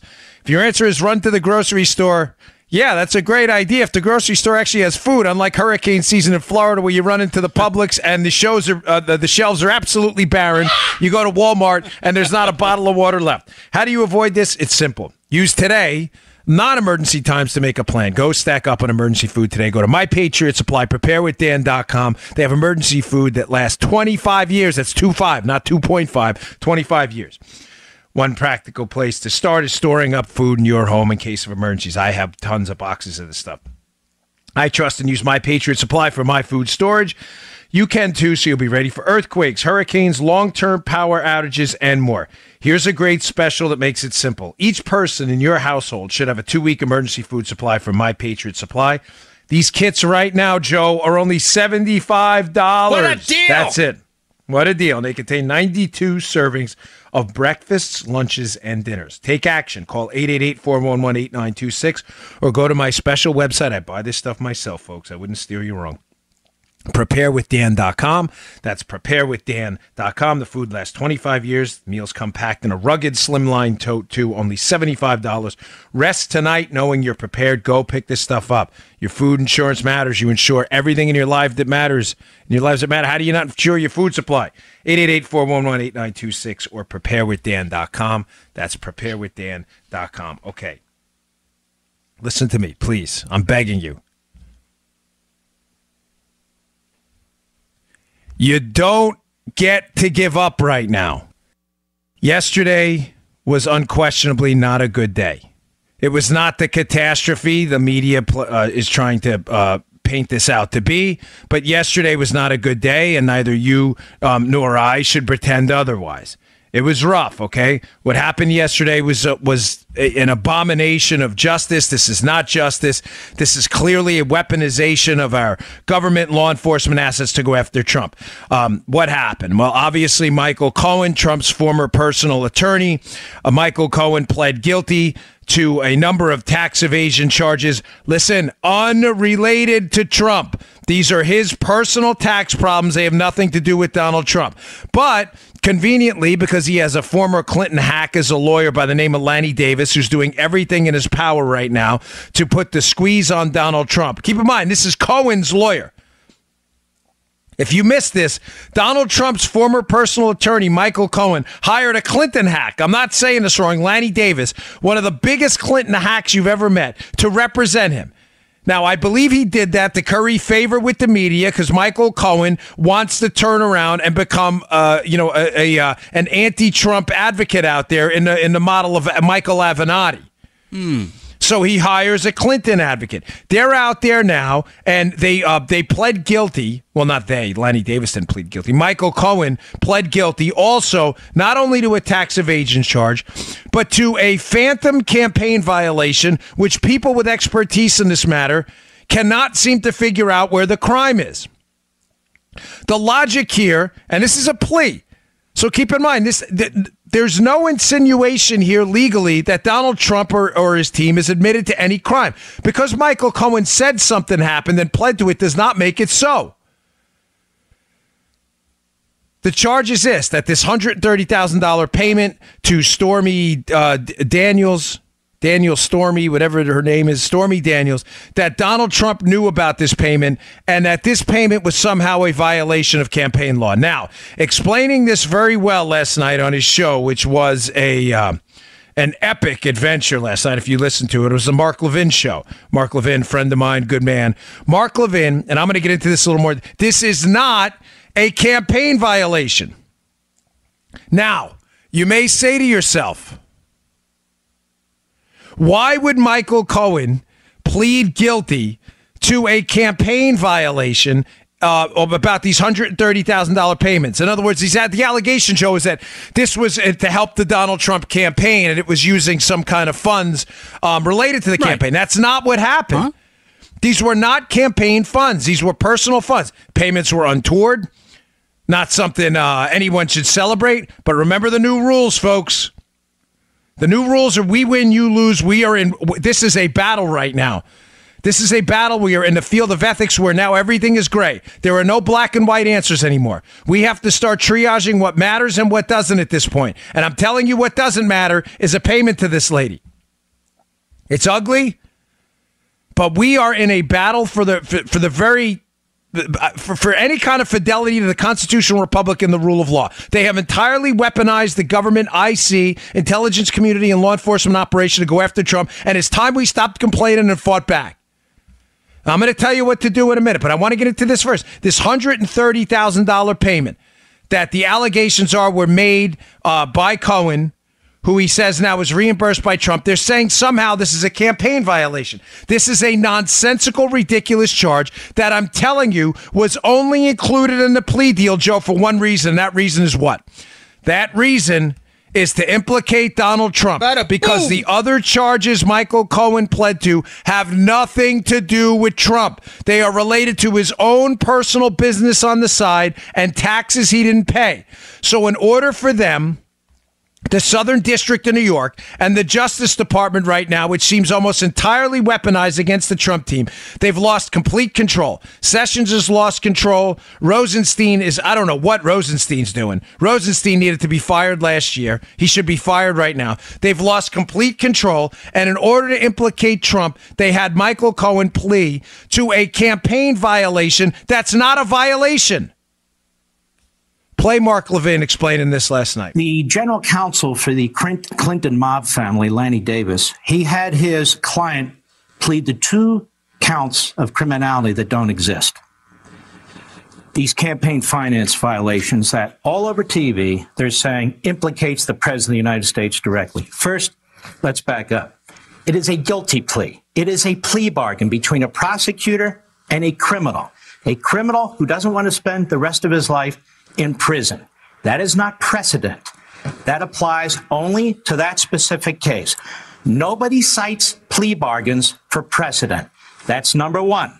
Number two, just because a prosecutor says that somebody violated a campaign law doesn't make it so. He's not the judge. He's not the jury. We didn't adjudicate anything. It never went to court. That's number two. A campaign expenditure under our federal campaign laws is an expenditure solely for campaign activity. A candidate who spends his own money or even corporate money for an event that occurred not as a result of the campaign, it is not a campaign expenditure. Folks, please understand what I'm telling you. It's the essence to understanding this entire operation, what's going on. Guys, ladies, please, I'm begging you. We are under assault here. We are in a legitimate battle here. This is a very real fight. Bob Mueller and his team have gone completely off the rails. Bob Mueller has taken the justice system. This is a stain on what's happening right now is a stain on the history of America. I am not saying that the people involved in this, Joe, on either side are saints. I've told you before what the new rules are. Right. The new rules are this. We acknowledge that there was malfeasance and misfeasance in the past. We acknowledge that Trump and some of the team members were not pure as the driven snow. What we also acknowledge simultaneously is there was absolutely no collusion with a foreign government. You guys are making this up to overturn the results of an election. If we allow you to do this, the template for destroying democracy is there for every election in the future, and you own it. The Democrats are going down this road because they are setting out a game plan, a battle plan in the future for taking out and overthrowing the results of a United States election, for making sure a lesson is taught to any outsider in the future like Trump who dares run for office again. You run for office, this is what we will do. We will go after every single person you touch, you scratch, and you sniff. They went after the Republican congressman up in New York, Collins, Duncan Hunter yesterday. Listen, again, make no mistake. I'm not suggesting in any way, shape, or form that these people are saints. I'm not suggesting, I don't know them. I'm not even suggesting they're good people. Yeah. I don't know them. I've never met them. I'm telling you, anyone that has scratched and sniffed Donald Trump over the last 2.5 years, Joe, they are going to feel the wrath of the federal law enforcement community and the Bob Mueller team. Do you understand the fight we're in? This is real. The Cohen thing is another example of the Mueller probe and the DOJ in this case, because remember, this was referred out to Southern District of New York, a liberal wing of the Justice Department in that geographic region, Joe. It was sent there. Those people are going after Trump and will take him down no matter what. So they had Michael Cohen. They made sure he pled to a charge that would somehow implicate, quoting the document, the charging document, the candidate. Well, who was the candidate, Joe? It obviously was Donald Trump. It was Michael Cohen's personal lawyer, implicating the candidate in the payments to this porn lawyer. Folks, as Mark Levin just explained, this is not a campaign violation. It's untoward. It's not cute. It ain't pretty. It's not a crime. Now, please read the show notes today. I know I say that a lot. Go to my website, read the show notes. I have some great pieces. Here's one. What's it? Law and crime. While a candidate is prohibited from spending campaign funds on expenses merely related to the campaign, expenses on items and services which exist solely for the campaign, like bumper stickers and billboards, must be paid for with campaign funds. Let me make sense of that. You are not allowed to spend campaign funds on things that exist, that would have existed without the campaign. I ran for office. I'm familiar with this, Joe. Joe, if you run for office for Congress, right? Explain, man. Yeah, thanks. And you go and get a haircut. Right. You could legitimately say you were getting a haircut because of the campaign, because I want to look sharp, right? Oh, sure, yeah. But that's not a campaign expense, and you should not be using campaign funds. Why? Because you get a haircut anyway. Because, yes, Armacost, you get a haircut anyway. So you cannot use campaign funds. But, okay, that's prong one. Understand the two prongs of this and how this scam, what happened in the Southern District yesterday. They made up a fake crime and stuck it in this plea deal to make sure the media had a talking point that roped Trump in because Cohen's got nothing. Cohen's got nothing but a bunch of tax charges that, Joe, have what to do with Donald Trump? Nothing. Zero. So they said, you got to plead to this campaign charge. But it's not a campaign violation. That's okay. Plead to it anyway. Lanny Davis said so. Clinton lawyer. Here's the first prong. Again, just because something happened on the campaign does not mean campaign funds are eligible for it. If Joe gets a haircut, yes, he could be getting a haircut because he wants to look sharp in a campaign. But as Joe adequately said, that haircut would have existed whether there was a campaign or not. Therefore, you should not be spending campaign funds. Now, prong two, if it is directly related to the campaign, like they're alleging in the document, that these payments to Stormy Daniels were related to the campaign, Joe, because they were, if the story would have got out, it would have been damaging to the campaign. That in and of itself is a logical stretch that's hard to overcome. Mm-hmm. But assume that's right. Assume for a second that that's right. That the Stormy Daniels payment was related to the campaign. Again, I don't agree with it. I'm saying this is how tortured the logic is legally. When something is directly related to the campaign, Joe, campaign bumper stickers, campaign buttons, a campaign bus where you're driving around the state to campaign, expenses that would not have existed if you were not running for office, right? Mm-hmm. Joe would not buy an Armacost 2020 for Congress if he wasn't running for Congress. Joe, those payments have to be made with campaign funds. Have to.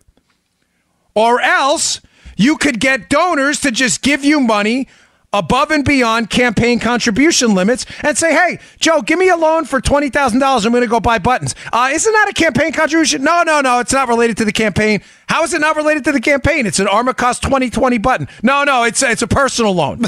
All right. Joe, do you see, Joe, folks, listen, this is the kind of stuff I'm going to give you here that I don't mean to sound pretentious. You're not going to get this anywhere else. I ran 3 times. I know how this works. You have to take that from campaign funds. And those campaign funds are subject to strict donor limits. If I buy Dan Bongino 2020 for Senate campaign shirts, I cannot pay with someone else's personal funds. Got it. Now, I can pay with my personal funds for stuff, but I have to make it a campaign contribution to myself. It has to come from legitimate campaign funds. Please tell me you get why. Because again, I could just take a gift. Oh, I got a gift from my rich friend, Joey Bag of Donuts. He lent me $50,000 and I bought campaign shirts. Wait. He did what? Now, Joey Bag of Donuts can lend you $50,000 to do renovations on your house. There's nothing illegal about that. No. But it is absolutely against FEC rules for Joey Bag of Donuts to, Joe, lend me $50,000, which I then use to buy campaign ads. Yeah. When you spend money on a campaign-associated item that would not exist without a campaign, buttons, tour buses, salaries for campaign works, it has to come from campaign funds. This is the key hole in this nonsensical, ridiculous charge that Levin just summed up beautifully. His show was epic last night. How? Because Donald Trump did not pay Stormy Daniels or anyone else with campaign funds. The allegations are that those payments from Cohen were reimbursed by Trump Corporation's funds or whatever it may be, not campaign funds. Do you understand they have no case? They have nothing. They have no nexus to the case at all. There was, in other words, Joe, on prong number one, prong number one is, would the expense have existed without the existence of the campaign? What's the answer for the Stormy Daniels case? Yes. So you can't spend campaign funds on it. It's not campaign related. Right. Just because Joe gets a haircut during the campaign doesn't make it a campaign haircut. Folks, I get it. This is a slimy business. I am not sitting here trying to say everybody here is without sin. It's clear that we are dealing right now in an ethical fight for our lives for this constitutional republic. And these are very gray areas right now, folks. I have no doubt. But the payment would have existed if it was because of reputational harm, which is what the left is alleging, by the way, that if the story got out, it would have harmed his reputation. But remember, new rules. We don't care. I don't care. Okay. Not even a little bit. That payment would have existed for reputational harm regardless. They lose prong one and they lose prong two because you can't say it's campaign related. He didn't pay with campaign funds. He paid with his own funds. They lose on both prongs. They have no case. They have no case. They will lose this. How do I know that? Because there was a very similar case, Joe, with John Edwards. Remember the Perel guy? Oh, yeah. Remember the $5,000 haircut guy, or whatever it was, $400 haircut guy? John Edwards ran for vice president with John Kerry. Mm-hmm. There was a similar case where some donors, there was some allegations that donors gave John Edwards money to work around the story about him and the child that he had. Yeah, Breck boy, yeah. Okay. Scamming, that's right, scamming on his wife. Yeah. Remember that routine? Yeah. There were some donors who were alleged to have given him money to make that story go away. Mm-hmm. They were not, in fact, criminally charged or prosecuted on that successfully. Folks, this case is a loser. Let me give you one more line from this guy Bradley in this piece on Law and Crime, which will be in the show notes. If paying hush money is a campaign expense, a candidate would be required to make that payment with campaign funds, like I just said. How ironic, given that using campaign funds as hush money was one of the articles of impeachment in the Watergate scandal, which gave rise to modern campaign finance law. In other words, in the Watergate scandal, Joe, one of the investigative items was the fact that they actually did use campaign funds to pay hush money, which is what led to modern campaign law saying you can't do that. Right. He didn't do it. That's not what he did. He did not use campaign funds. You have no case. Folks, this was thrown in the indictment only to get a fish hook to bait Donald Trump in. One more line from this piece because it's terrific. Cohen's payment to the woman who claims to have had an affair with Trump would have to be paid with campaign funds if it is to be viewed as a campaign contribution. Really? The fact that we even need this explained is ridiculous. But paying someone to keep silent about an alleged extramarital affair is not an expense solely related to the campaign, Bradley explained. Folks, yesterday was a bad day. There is no doubt about that. It was not the catastrophe the media is making it out to be. This is not the time to go wobbly, as Margaret Thatcher said. Listen to me. You don't get to give up. There are real fights out there. There are people in Venezuela right now facing down the tyranny and despotism of socialism who are being forced to flee their country, leave their homes, and eat pigeons to stay alive. I'm not lecturing anybody. I'm not in a position to do that, and I wouldn't dare. A lot of you are morally upstanding individuals and better men and women than I am. But I got a lot of emails yesterday. I'm done. You don't get to be done. Do you understand your whole purpose for being here is to take on a fight that gives you meaning? You know, some of you know my favorite. I hate quotes and stuff. People try to simplify life down to a couple quotes, but sometimes I read something that really matters. And in the book, The Natural, there's a line. The line in the book says, we all live two lives. The life we learn from and the life we live after that. The path to real happiness is through suffering. And when you read Hugh Ross's books, the astrophysicist who talks about the existence of God, the scientific evidence for the existence of God, one of the common themes, folks, is suffering. Suffering. I don't mean inflicting intentional harm on yourself. I mean taking on fights that give your life meaning. The real path to happiness, the true path to happiness is taking on a fight that matters. Folks, this matters. We're not starving to death right now. We're not dying. As of yet, we haven't faced the full wrath of government. This is your fight. This is an epic fight that is going to define you and our movement for a generation. I cannot explain to you in strong enough terms why this Spygate scandal and the subsequent Mueller witch hunt scares me so much.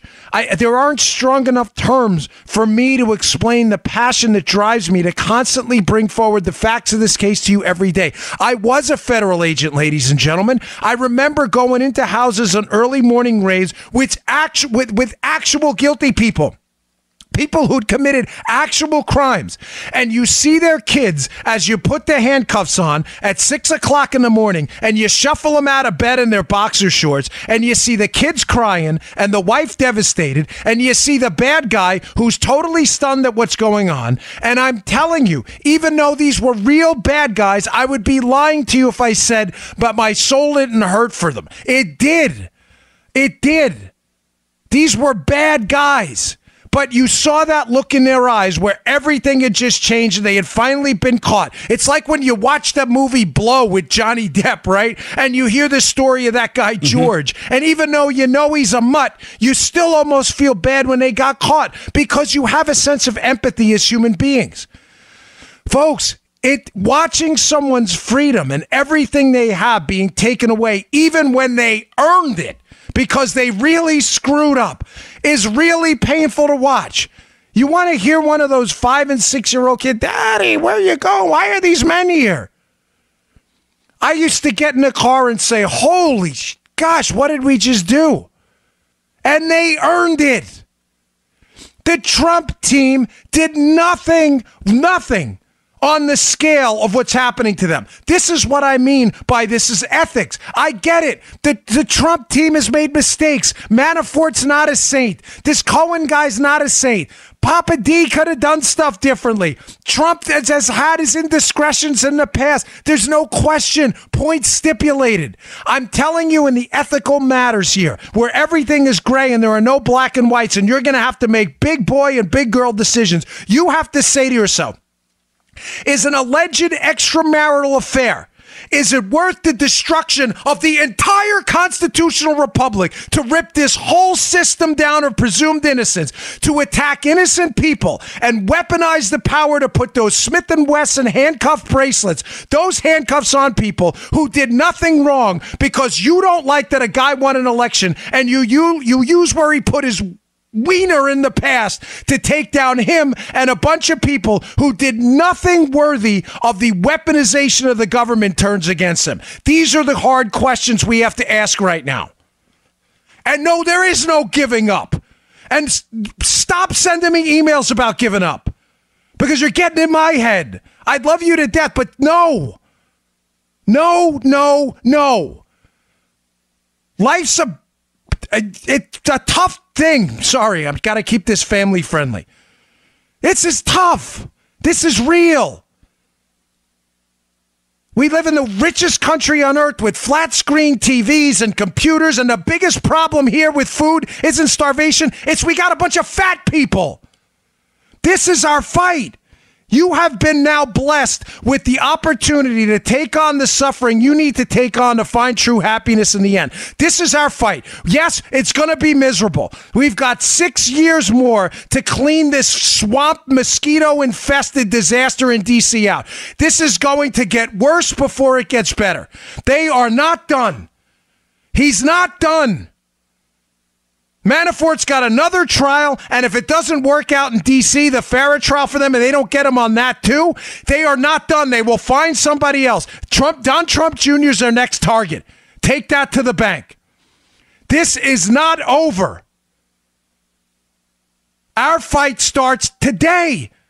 This is not an opportunity to bail out and jump ship. It's an opportunity to get out of the water and jump on the ship.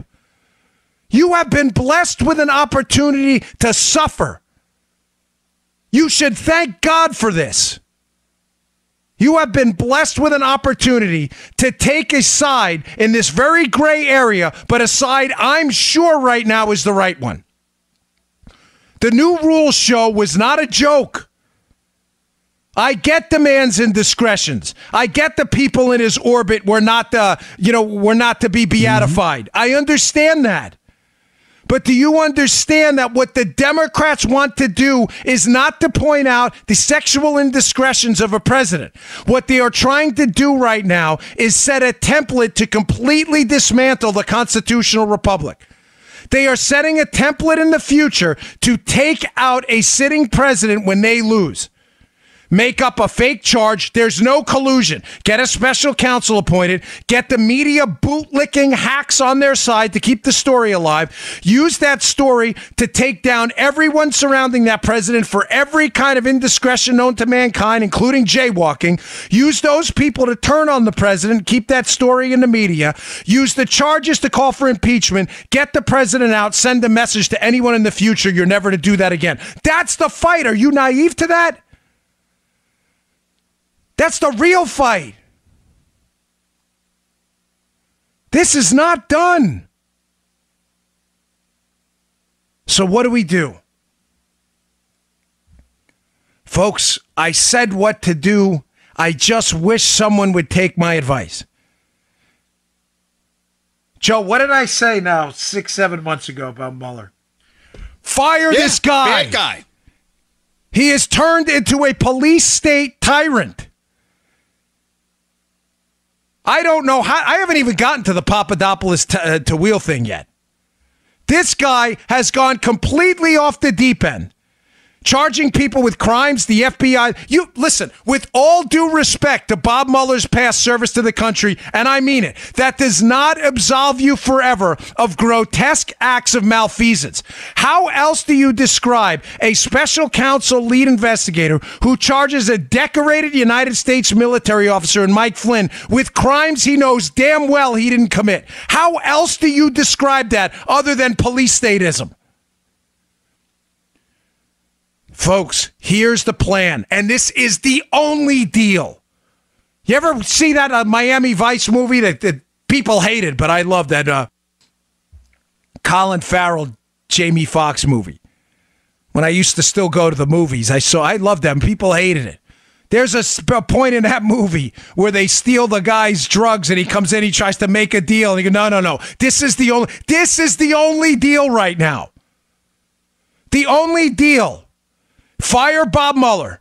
Pardon everyone. Remember that Gary Oldman scene? What is it? The Specialist? Go get everyone? Everyone! Pardon everyone. Pardon Flynn. Pardon Cohen. Pardon Papa D. Papa Dizzle. Pardon everyone.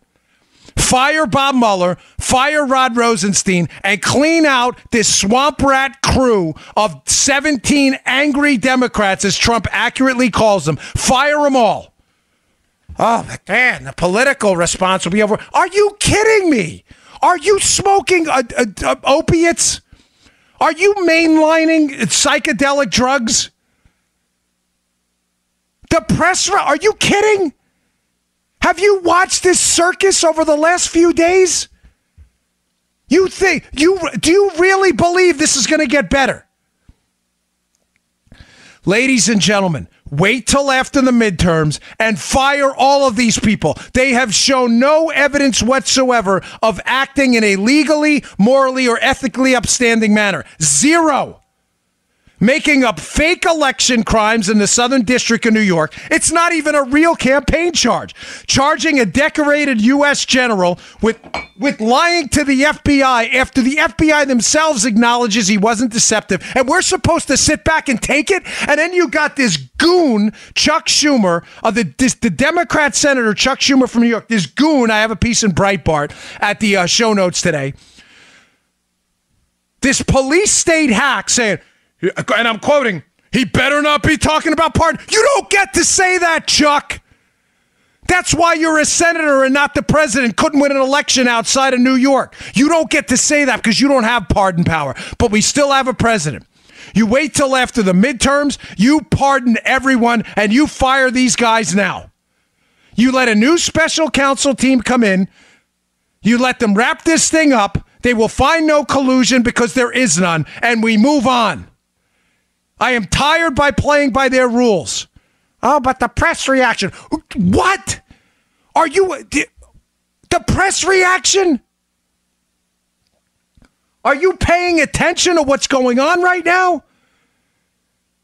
He's going to be impeached. Ladies and gentlemen, newsflash. He's going to be impeached anyway. He's going to be impeached if he fires Mueller. What are you talking about? He's going to be impeached anyway. They will not win a trial in the Senate. Bill Clinton was impeached. Candidly, Joe, was the best thing that ever happened to him. He left office with 60% approval. Listen to me. Trump will be impeached anyway. The Democrats have lost their minds. The House will draw up articles of impeachment, and when if they win back the House, they will likely pass. They have lost their minds. Trump will not be removed from office. Being impeached does not mean you're removed from office, Joe. An impeachment is similar to an indictment. Because you're indicted does not mean you'll be convicted. There is a trial in the Senate. Trump will win overwhelmingly. He will not be removed from office. Yes, it's going to hurt. It's not a good thing to be impeached. But ladies and gentlemen, it is baked into the cake. There will be a visceral Republican swamp rat reaction afterwards. Oh, my gosh, I can't believe this happened. Something's got to be done. Look what happened after he fired Comey. Ladies and gentlemen, do you understand we are in a different place right now? We are in a different place. This Mueller thing will never stop. They are not investigating crimes. They're investigating Donald J. Trump. It will never, ever, ever stop. They are setting up a template to overturn an election in the future. Look at what happened with Manafort. The media was celebrating yesterday. Do you realize on 18 counts, there was a mistrial on 10, and the 8 that Manafort was convicted of yesterday have nothing to do with Donald Trump? And the media, which is supposed to relay the facts, was celebrating yesterday. So millions of dollars. Unlimited government assets. Democrat lawyers on Mueller's special counsel witch hunter team going after Manafort endlessly. Solitary confinement. endless government assets thrown at this guy. And the best you could do was on 18 counts, 10 declare a mistrial, hung jury on, and 8 that have nothing to do with the president? So just to sum up what happened yesterday, in case you're even a little confused, what did Joe Pesci say? Let me unconfuse you.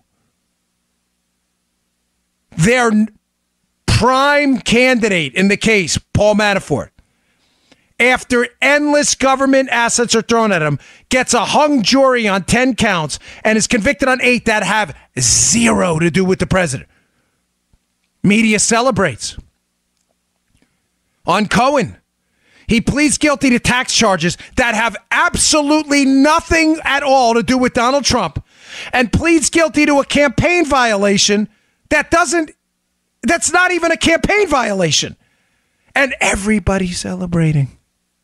And we're worried about the political ramifications and the press ramifications of firing Mueller. Fire him. Pardon everyone right now. Take that back. Wait till after the midterms. Fire all of these guys and women, Jeannie Rhee included. Fire them all. Chuck Schumer. You see how these people play for keeps? They start a fake investigation. They use the fake investigation to make up crimes against Trump. They arrest people and throw them in solitary confinement. And Chuck Schumer has the cojones to go out yesterday and go, you better not be talking about pardons. You know what? Double-barreled middle finger to this guy right after the election. Well, screw you jerk! Yeah. Everybody. Everyone. This is not going to get any better, folks. I'm going to leave this with this one because I have a couple other things. You don't get to give up right now. I love you guys and women to death out there in my show. I do. That's why I put the email out there. This show is for you. It's not for me. But gosh, do not give up. This is the time for you to jump back on the ship and thank God for the suffering you've been granted with. Our lives need meaning. Our meaning we find in all kinds of things. Our kids, mostly in our kids. Some of us find it in our jobs. But I'm telling you right now, you have the opportunity to be involved in a generational fight that's going to define going forward what this constitutional republic is about. As with every real fight, there are no saints and sinners. There are only degrees of sinners. And in that gray area we know as ethics, you have to find out which side is for you. I am crystal clear that I am on the right side of this. Crystal. The never Trump crowd, the confused Trump crowd, the swamp rat Republicans, the dangerous Democrats, and the radical far leftists and the Mueller witch hunt, I am absolutely convinced are on the wrong side of this. They are virtue signaling to the world, not understanding that the real virtue is the preservation of the republic, which is in danger right now. They are setting a model for the future to make sure your vote means absolutely nothing. Don't give in. Do not give up. Today is the day to rally the troops. Today is the day to go for... Use what happened yesterday as fuel in the gas tank. The gas tank in that car you need to drive forward at lightning speed. Drive into the fight, not away from it. Please. Because negative energy is contagious too. I'm not a feng shui guy, but don't do it. You start telling your friends and everything, oh, so it's not over. Get 10 of your friends to the polls in the midterms and keep the House from going to the Democrats. Do something, anything. All right. I got a couple more stories I have to get to that are really important. I got an email from a guy. You know who you are. Operator guy. Some interesting stuff. And then I combined something he emailed me with something I read from Chuck Ross, and I thought, yes. Now it's making sense. Okay. Filter by. We love Filter by. I sent a note from our friends at Filter by from a new customer. It's a real note. I've been in the middle of a home renovation, and there's drywall dust everywhere. Plus, the contractors are leaving the doors open. It's been over 100 degrees many days this summer. That happened to me. I had those palmetto bugs in my house for weeks. They're the worst. They're like the biggest roaches ever in Florida. I love Florida, but we have superhuman roaches. You hit them with a baseball bat and they laugh at you. They go, dude, why did you do that for? And they run away. Last weekend, my AC unit stopped working on the second floor. This is an email we got. Turns out that the filters were about 98% clogged with drywall dust, and it was choking the system. That happened to me, but it wasn't drywall dust. Buying filters was always a pain because my system needed custom sizes. But with FilterBuy, they were able to get me exactly what I needed fast and at a great price. The best prices around. These guys are awesome. Because of stories like this, FilterBuy is America's leading provider of HVAC filters for homes and small businesses. Choose from over 600 different sizes that ship for free within 24 hours. Plus, they're manufactured right here in the great old USA. Save 5% when you subscribe for auto replacement. You never have to think about filters again. Save time, save money. Breathe better with filterbuy.com. Take care of your lungs too. Change those air filters. That's filterbuy.com, filterbuy.com. Tell them the Dan Bongino show sent you. Okay. Do I got a story for you? So, interestingly enough, I had mentioned the other day, but not in detail, another the Mueller, it's clear as day to me now that the Mueller probe is covering up really disturbing government malfeasance, not just misfeasance. Things that happened within the government during the investigation of Trump and the investigation of Clinton that, if they got out, would shake the core of America's confidence in what we believe to be the justice system and intelligence community. There is no doubt in my mind.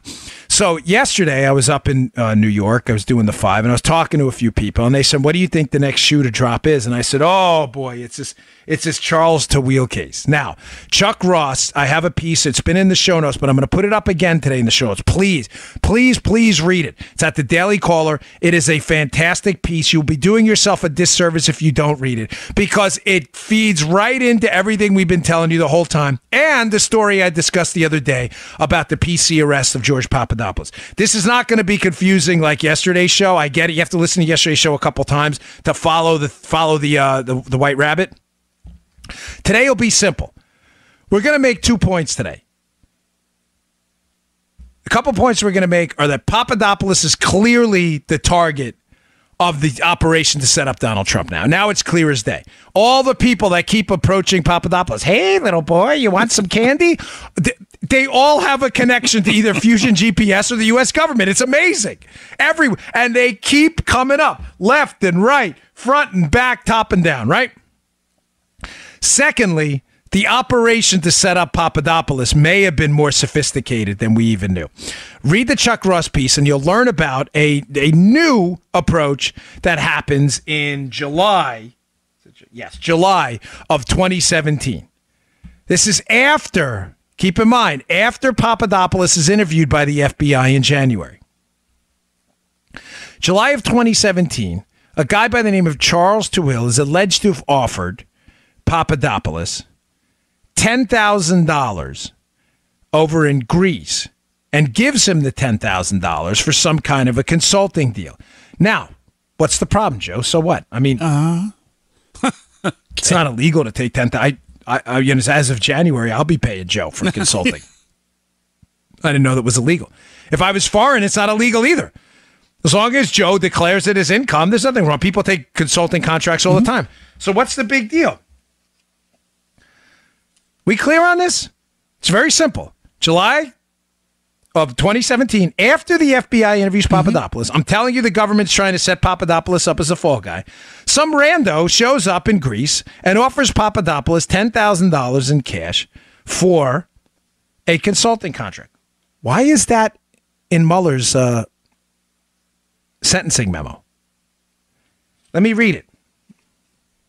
By the way, hat tip to the conservative treehouse guys, too, who are covering this as well. This is from the sentencing memo.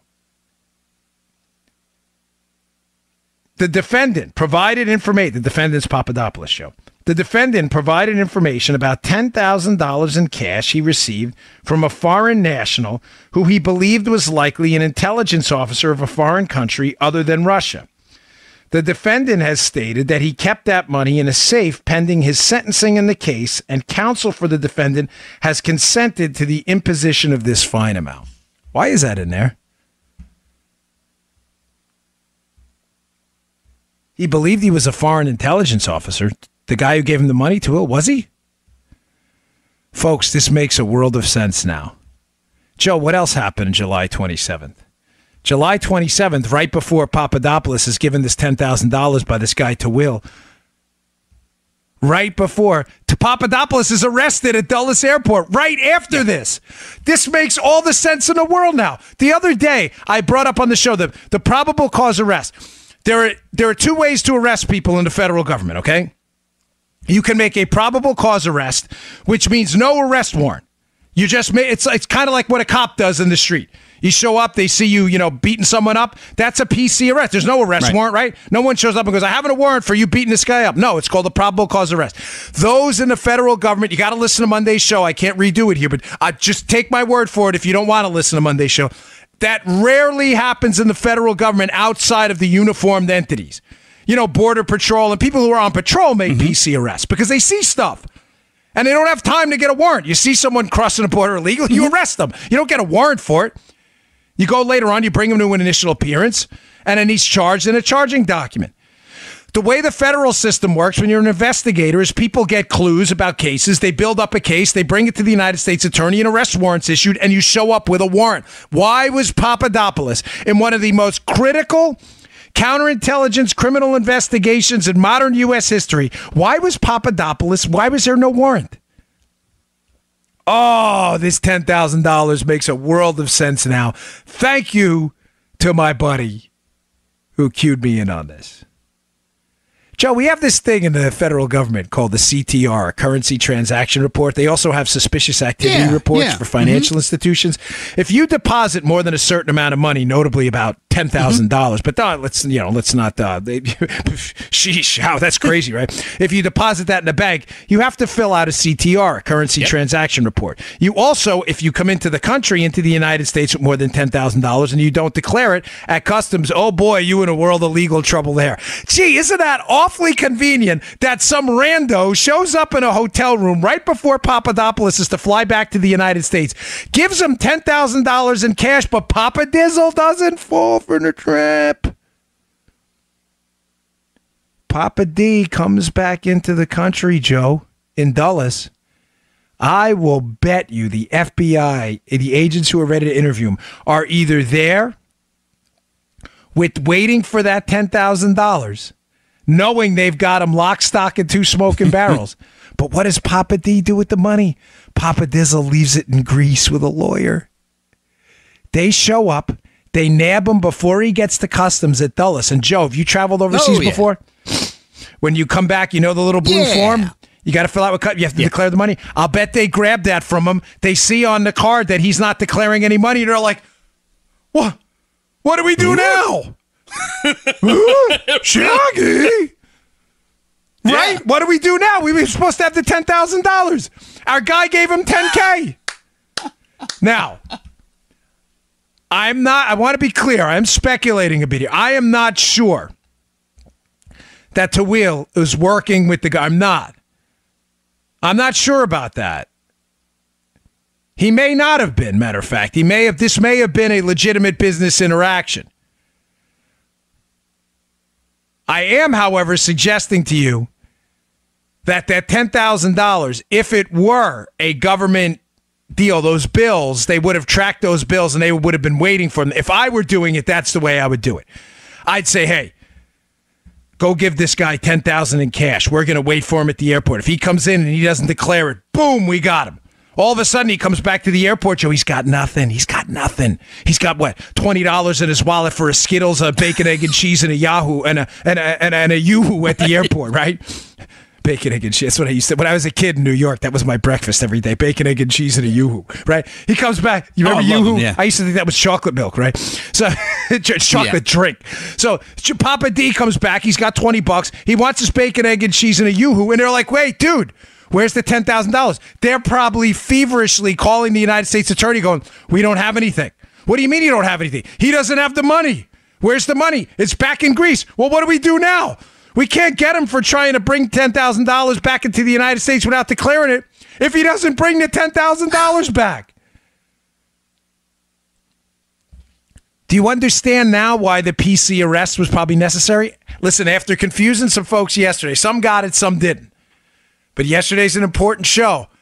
Folks, I got to tell you, the first time I was disappointed in the listener numbers. Maybe it's because of all the breaking news. We had a little bit of a dip. We never have a dip. I think it was all the breaking news. I was like, what is this? We were off like 5% yesterday. The show always goes up. I was devastated. I really was. I'm so proud of the shows we put forward for you. And when they don't grow every day, I get a little upset. But I think I confused people. This is not confusing. I'm telling you, there are two possible scenarios here.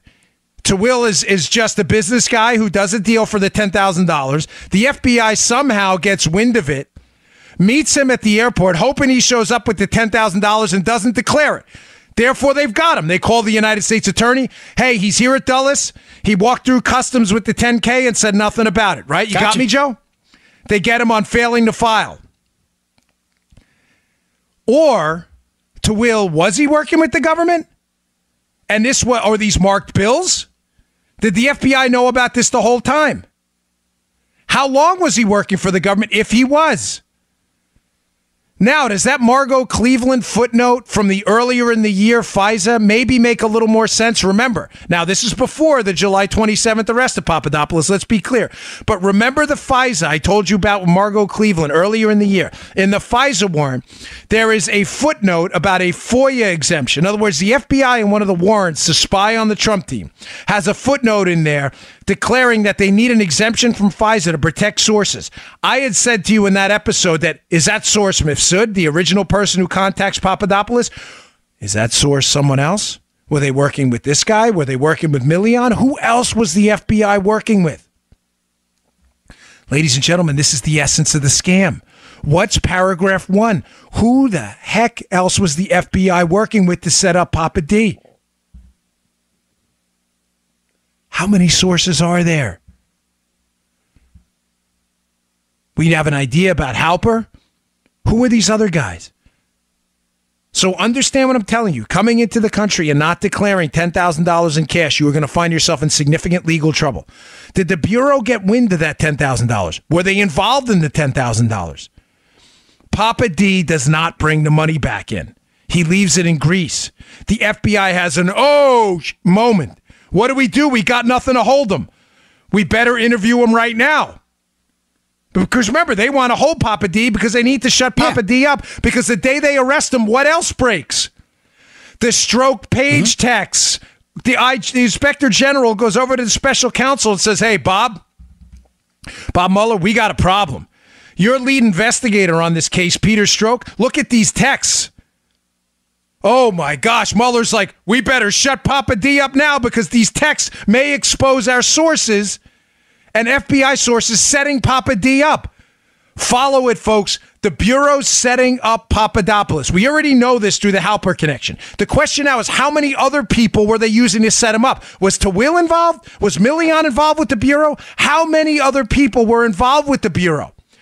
Peter Strzok's text to Lisa Page, in context, Mueller probably understood fully just how deep this scandal and the setup of Donald Trump was. The special counsel walks over, the IG walks over to the special counsel on July 27th and says, look at these texts. Mueller's probably reading them going, oh my gosh, the whole operation's exposed. What do we do now? Shut Papa Dizzle up. Where's Papa Dizzle? He's over there over in Greece with the other guy. Well, what's he doing? Well, he's going to come back with the $10,000. I got it. Let's nail him on failing to file. He shows up at the airport. He doesn't have the $10K. They've got no charge. What do they say? Oh, man, what do we do? Let's do the Flynn thing. Let's do the Flynn thing with lying to a federal agent. Guys, he has no lawyer. That's all right.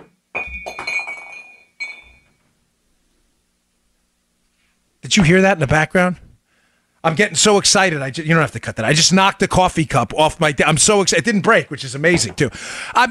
So he shows up to the airport. He doesn't have the $10,000, Papa D. They call up the United States Attorney, Joe. They go, hey, United States Attorney Joey Bag of Donuts, we got a problem.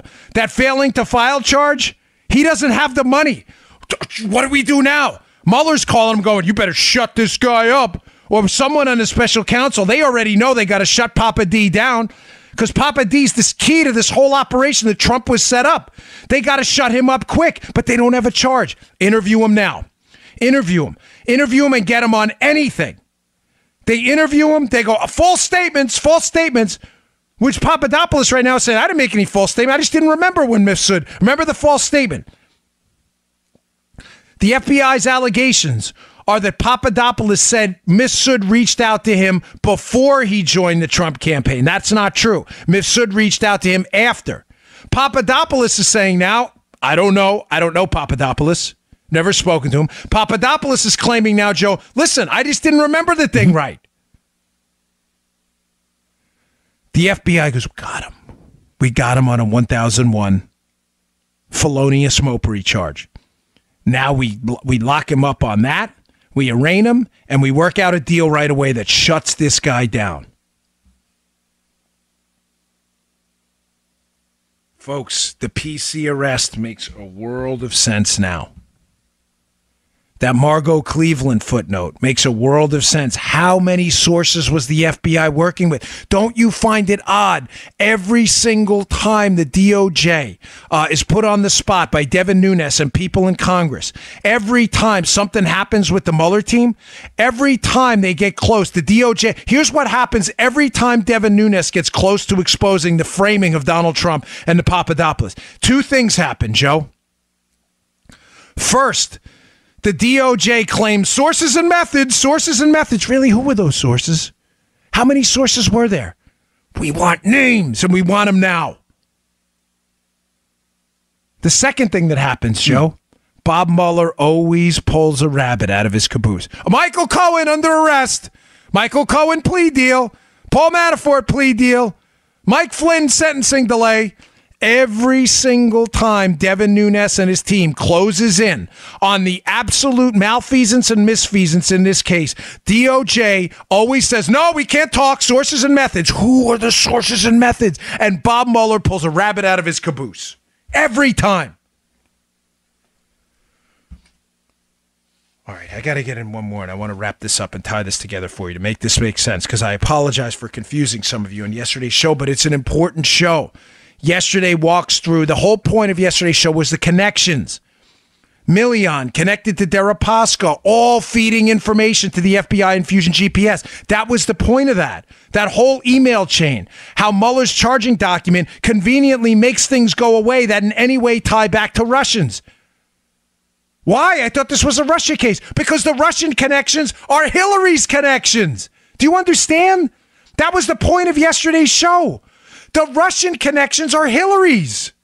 That's why Mueller's not. There's nothing to do with any of these cases with Russian collusion. The Manafort trial, Cohen in the Southern District, none of it. All right. Today's show also brought to you by our buddies at Brickhouse Nutrition.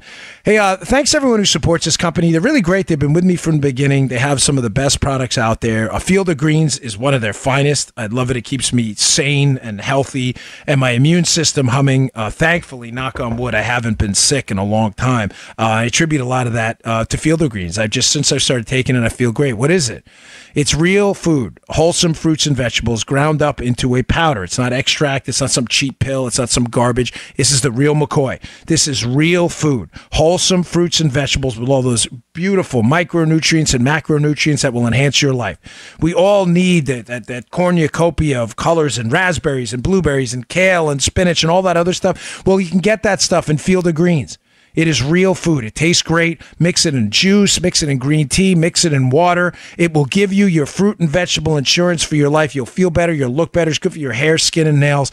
Take this stuff. It is great. I give it to my kids, my wife. We live by it. It's called Field of Greens. It is really, really terrific. It tastes wonderful. And you don't have to spend all your day preparing fruits and vegetables every day. Sometimes you just don't have the time. Take a scoop. I take it as my fruit and vegetable insurance.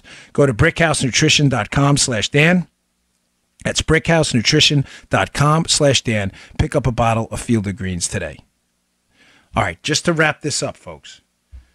Story number one. The Cohen Manafort thing is a scam. The Cohen plea deal, pleading to a campaign violation charge that did not exist, is only a way to rope in Trump to give the media a narrative that's in on the scam. Secondly, the Manafort thing was a disaster for the prosecution. The media is painting out like it's an apocalypse for Trump. The entire power of the government was thrown at him. Out of 18 charges, they hung on 10. 8 of them which have where convictions have nothing at all to do with Donald Trump. Third, battle plan. Mueller, fire him, pardon everyone, fire the whole team. They have nothing left. There is no reason to keep these people around anymore. They have shown no evidence of collusion at all. This is clearly a witch hunt. He's going to be impeached anyway. It is time to take the gloves off, just like Chucky Schumer did. You better not talk about a pardon. No, you better start talking about a pardon right now. Wait till these midterms, and let's get the gloves on. You want a tango? Let's tango. Finally, the Papadopoulos story. How many people were the FBI working with that contacted Papadopoulos? Do they know this guy, Tawil? By the way, the conservative treehouse guys, one final thought, Joe, have a really interesting angle on this. They have an update in one of their pieces today. Since initially posting the setup for the July 27 Sting FBI operation against Papadopoulos, a few more important research details have surfaced. Now, I can't confirm this. I'm just reading you their reporting because I'm not, even though the name is rather unique, we're still not sure it's the same guy. Charles Tawil, the guy who reached out to Papadopoulos. Everybody's always reaching out to Papadopoulos. Guy's the most popular guy in the world. Papa. Everybody loves Papa Dizzle. And who ultimately gave Papadopoulos $10,000 in cash was a previous intelligence asset of the CIA and FBI. Wow. They have a link to a WikiLeaks cable from 2006 indicating that Tawil may have been passing information in the past. Now, again, I'm not prepared at the moment to see, even though it's a unique name, to say it's the exact same guy. I'm just saying that that's an interesting little side note. Papa Dizzle seems to have been the target of an elaborate scheme of people working with the FBI, that the FBI, ironically, the scheme and all the people they have approaching Papadopoulos is the reason they're giving for not disclosing what they did. We got to protect sources and methods. That's the point, Joe. Who is the sources you use to reach out to Papa Dizzle? And it also explains the PC arrest. Shows up at the airport, doesn't have the money. Uh-oh. What do we do now? We thought we had, you can call back. You may say, well, if they didn't show up, if they didn't know he was going to have the $10,000, how did they draft the warrant up? I'll bet what happened. What you can do in the federal system, folks, finally, is you can have a draft warrant ready to go. Assuming, let's say he comes back in. You're not going to swear to it because obviously you'd be lying. It hasn't happened yet. But let's say I think Joe's going to come back with $10,000 to the airport and not declare it. You draft it. You have it ready to go at the AUSA. And if he in fact does it, you go, okay, process it and we'll come back and swear to it, right? I can almost guarantee you that what happened. That's what happened. Papa D shows up without the 10K. They're like, oh my gosh, what do we do now? We're going to have to make a probable cause arrest. On what? We don't have anything. Let's interview him. All of a sudden, he makes a misstep on when he met Massoud. PC arrest, lying to the FBI. What a scam. Fight back, folks. You have been granted a golden opportunity outside of our families and our jobs and our communities to give our lives a higher meaning when it comes to this political fight. It's not pretty. Again, there are no saints in this. There are only levels of sinners. But I absolutely know we are on the right side of this. Jump back on the ship, not off. I'll see you all tomorrow. You just heard The Dan Bongino Show. Get more of Dan online anytime at conservativereview.com. You can also get Dan's podcasts on iTunes or SoundCloud. And follow Dan on Twitter 24/7 at DBongino. Right on. Double dose of the Bongino. What an awesome treat that is.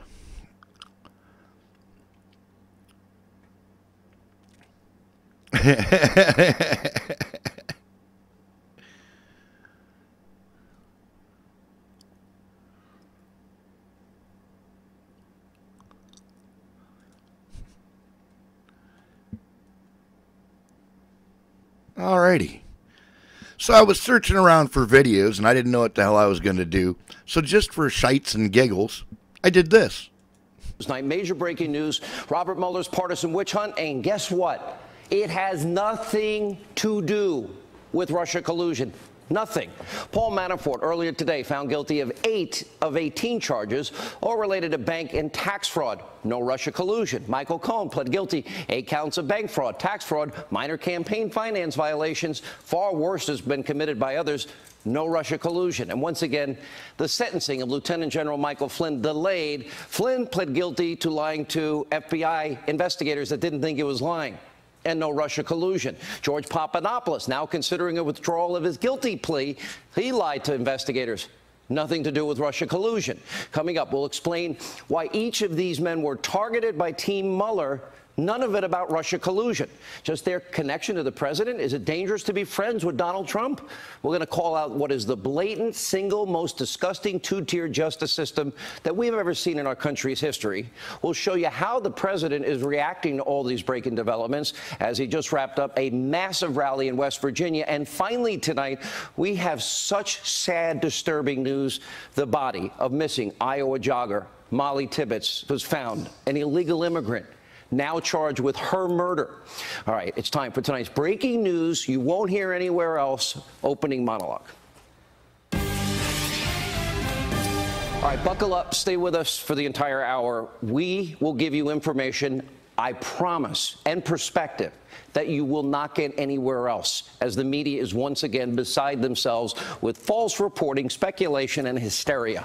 Yes, Paul Manafort was found guilty after a Northern Virginia jury found him guilty of 8 out of 18 counts. Jurors forced a mistrial on the other 10 charges after becoming deadlocked. Now, more evidence, Mueller stacking charges he couldn't prove to scare Manafort, as Judge Ellis said in the beginning, into singing or composing, and he was never really ready for an actual trial. By the way, Manafort worked for Trump a little over 100 days. And as we've said so many times, these are decades-old bank charges, tax fraud charges, zero to do with Russia collusion, zero to do with Donald Trump or the Trump campaign.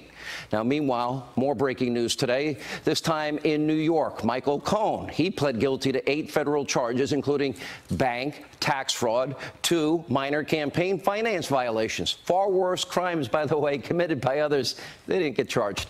Earlier today, Bret Baier raised this very, very important question. Let's take a look. The campaign finance violation, because the way he phrased it, that he was directed by the candidate to do that and submitted that money to be repaid by the Trump organization, that is a direct liability. But I can already see the battle lines being drawn here legally, because I just got an email saying that the fact that he pleads guilty to campaign violations does not mean that the payments were criminal violations. This did not go to trial. And you have people like former FEC chairman Bradley Smith saying that payment is not a violation, which is what Rudy Giuliani was saying in his interview earlier. So that you can already begin to see the Trump lawyers potentially and others making the case that this would not be a violation. Obviously, the prosecutor is saying that it is, and Michael Cohen is on the hook for it right now. And meanwhile, many of the other charges against Michael Cohen surround, let's see, we go from Russia to the family taxi medallion company. Once again, these charges have nothing to do with Russian collusion. From Russia collusion to taxi cabs. Hello? Now, President Trump's attorney, Rudy Giuliani, released this statement. It reads, quote, "There is no allegation of any wrongdoing against the president in the government's charges against Mr. Cohen. It is clear that, as the prosecutor noted, Mr. Cohen's actions reflect a pattern of lies and dishonesties over a significant period of time." Now, while Michael Cohen did say today, I would argue, knowing him all the years I've known him, probably forced by prosecutors, he's changed his story about whether or not Trump knew about the payment to Stormy Daniels and Karen McDougal. Back in March, he claimed, quote, Trump did not know that he paid Clifford the $130,000. A month earlier, the New York Times, Mr. Paper of Record, that said the same thing. He paid the money out of his own pocket, quote, without Trump's knowledge. And today, we learned one more piece of breaking news about another Mueller target, and that's former National Security Advisor, Lieutenant General Michael Flynn. His sentencing has now been delayed for a fourth time. 2017, he pled guilty to lying to the FBI, even though James Comey later testified that, in fact, investigators did not believe that Flynn had intentionally lied. Again, this guilty plea, nothing to do with Russia. Russia to tax returns, to fraud, to bank applications, to taxi medallions, to lying to the FBI. Nothing about Russia. Neither did the guilty plea from the Trump campaign volunteer, George Papadopoulos, whose wife was on last night. He pled guilty to lying to investigators. His wife, Mrs. Papadopoulos, now weighing in on his legal options and that he may withdraw that plea. Without a doubt, let's be straightforward here. It is wrong. There are lessons to learn from today. Don't ever knowingly lie to the FBI. Do not lie on a bank loan application ever or commit bank fraud. Pay your taxes. But did we need Robert Mueller for all of this? Think about this. How do you go from an investigation into Russia collusion in the 2016 election, and this is what we have? Taxes from years and years ago, bank fraud, medallions, lying to the FBI. Where's the Russia stuff? Would any of these people that we're talking about tonight have been investigated or charged if not for their connection to Donald Trump? Is it also a lesson? Okay, don't lie to the FBI, pay your taxes, don't lie in a bank application, don't be friends with Donald Trump? Is this not now the witch hunt the president has been saying, an attempt to turn the screws, as Judge Ellis says, about Manafort, to would-be witnesses to find dirt on one man? In other words, so that they'll sing or compose to either prosecute or impeach the president of the United States. And if so, how is that not political selective persecution and not prosecution? Now, I don't care if you're liberal or conservative, we better take a very close look at where this country is today. We did learn valuable lessons. Pay your taxes, don't lie on a loan application, don't lie to the FBI. But this is it? Robert Mueller? Are you proud of this? Did we need you for 500 days for this? How did we go from Russia collusion to this? Now, today, the president reacted to Mueller's ongoing witch hunt. Let's take a look at his reaction. I feel badly for both. I must tell you that Paul Manafort's a good man. He was with Ronald Reagan. He was with a lot of different people over the years, and I feel very sad about that. It doesn't involve me, but I still feel, it's a very sad thing that happens. This has nothing to do with Russian collusion. This started as Russian collusion. This has absolutely nothing to do. This is a witch hunt, and it's a disgrace. But this has nothing to do what they started out, looking for Russians involved in our campaign. There were none. This is the way it ends up. And it was not the original mission, believe me. It was something very much different. So, had nothing to do with Russian collusion. We continue the witch hunt. Hang on, I'm looking for Russians. I'm looking. Oh. Now, tonight, it's not funny, because these are real people's lives. These are real families. This is way beyond what this mandate was. And every American that cares about our constitutional republic, the rule of law, equal application of our laws, you better be concerned tonight. Now, in West Virginia, the president raised an important question. Where's the collusion? He raised it again. Let's watch. Fake news and the Russian witch hunt. We got a whole big combination. Where is the collusion? You know, they're still looking for collusion. Where is the collusion? Find some collusion. We want to find the collusion. Hate to say it, equal justice under the law, equal application of our laws is dead. And I will explain in a minute. Cohen and Manafort are literally prosecuted to the fullest extent of the law for bank and for tax frauds, etc. Let's take a look at some prominent liberals tonight, shall we, that committed similar crimes. They didn't face the same consequences. Remember tax cheat Tim Geithner? Oh, it's a name you haven't heard in a while. Underpaid his taxes tens of thousands of dollars over the course of multiple years before becoming Obama's first Treasury Secretary. Whoops, no indictment for him. Remember Al Sharpton? Remember now? Used to be a guest on this show. Works at Conspiracy TV, MSNBC. Reportedly once owed millions of dollars in back taxes to the IRS. He was also fined $285,000 by the FEC over an illicit political donation. Of course, Sharpton, he's enjoying his freedom, cushy job talking about Michael Cohen and everybody else over at NBC. And let's not forget about, remember former New York Congressman Charlie Rangel? Remember the picture of him laying on that beach chair? He failed to pay taxes on tens of thousands of dollars in real estate income. Rangel censored in the House of Representatives. He's now enjoying his retirement. Then there's former Democratic Senator Tom Daschle. Remember Rush used to talk about the Tom Daschle show? He failed to pay more than $128 grand in taxes. And look at this. Oh, even the Obama campaign in 2008, they were hit with a mere fine, which at the time was a lot, $375 grand, for campaign reporting violations over $2 million worth. Cohen is now getting prison time. Somehow Team Mueller missed all of those crimes. Wait, because there was no connection to President Trump. In today's two-tier justice system, as a Democrat, clearly you can commit financial fraud and get away with it. By the way, that's just the tip of the iceberg. If you're a Democrat and you have subpoenaed information, well, first of all, you can mishandle and destroy classified information, which violates the Espionage Act clearly. You can have top intelligence, and then you can delete subpoenaed emails. Not one, not 10, 33,000 of them. And acid wash your hard drive with bleach bit and eliminate the evidence. And then have an aide smash up your devices with hammers and get away with it. And you can even have an exoneration written months before you're even investigated. And by the way, the guy that is doing the interview of you hates your opponent, loves you. Your name is Donald Trump, or you're associated with Donald Trump your entire life. It's going to be scoured for potential crimes. Well, your doors will be kicked down late at night, early in the morning raised. The screws are going to be turned, as Judge Ellis said, and they will ask you to sing or compose, or you'll go to jail for crimes that other people have committed and don't go to jail for. Ask Paul Manafort tonight. Ask Michael Cohen tonight. Ask General Flynn. Boy, he served his country for 30 years.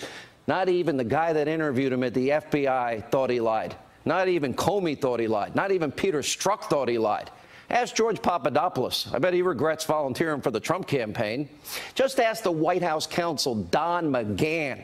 Oh, the White House counsel for the president interrogated by Mueller's team for 30 full hours. Trump thinks, you know, his lawyers thought, well, we'll cooperate. We'll turn over 1.4 million documents. We'll cooperate with Mueller, and it'll go away because we didn't do anything wrong. And the most exculpatory evidence is in Comey's notes. I didn't collude. I didn't conspire. But if anybody on my team did, you got to hold them accountable. Those were in Comey's notes. Now, Mueller's witch hunt is not and has never been about Russia collusion. How did we get to taxi cabs and tax fraud and bank fraud and lies to the FBI? This is what we have been telling you for a long time. And we have the evidence. It is an attempt at a political takedown of the man that the deep state never wanted to be the president of the United States. I will tell you tonight that the sovereignty of your vote is now in question. Before we get to our guests, we have another important topic to cover. Now, for weeks, FoxNews.com has been following the heart-wrenching story out of Iowa. On July 18th, a 20-year-old college student, young girl, all a future potential life ahead of her, Molly Tibbetts, went missing. Today, sadly, her body was recovered. And now the police have arrested an illegal immigrant they believe is responsible for her murder. Watch this. A first-degree murder charge was filed today in connection with the disappearance of Molly Tibbetts, who was last seen jogging in Brooklyn, Iowa on July 18, 2018. A complaint and affidavit names Christian Bahina Rivera, age 24, who resides in rural Poweshiek County, and he has been charged with murder in the first degree. We have confirmed with Homeland Security investigations that he is an illegal alien, and we believe he has been in this area now for 4 to 7 years. What happened to this young woman, Molly Tibbetts, is a senseless, evil, horrific crime. Now we're believed and charges against an illegal immigrant. Tonight, we extend our deepest condolences, our prayers to her family and her friends. We'll get to all of that in the course of the show. And we also have the great one, Mark Levin's going to be joining us. We got a lot of reaction to get to. We've only begun to touch the surface, but joining us first for reaction to our developments, we have former federal prosecutor himself. He worked at the Southern District of New York for 20 years on big cases like the Blind Shade case and the First Trade Center bombing. Andrew McCarthy, civil and criminal defense attorney David Schoen. Andy, let's start here with, I think, what is so obvious. How did we get from Russia collusion to 5 years of taxes in the case of Paul Manafort and tax and bank charges against him?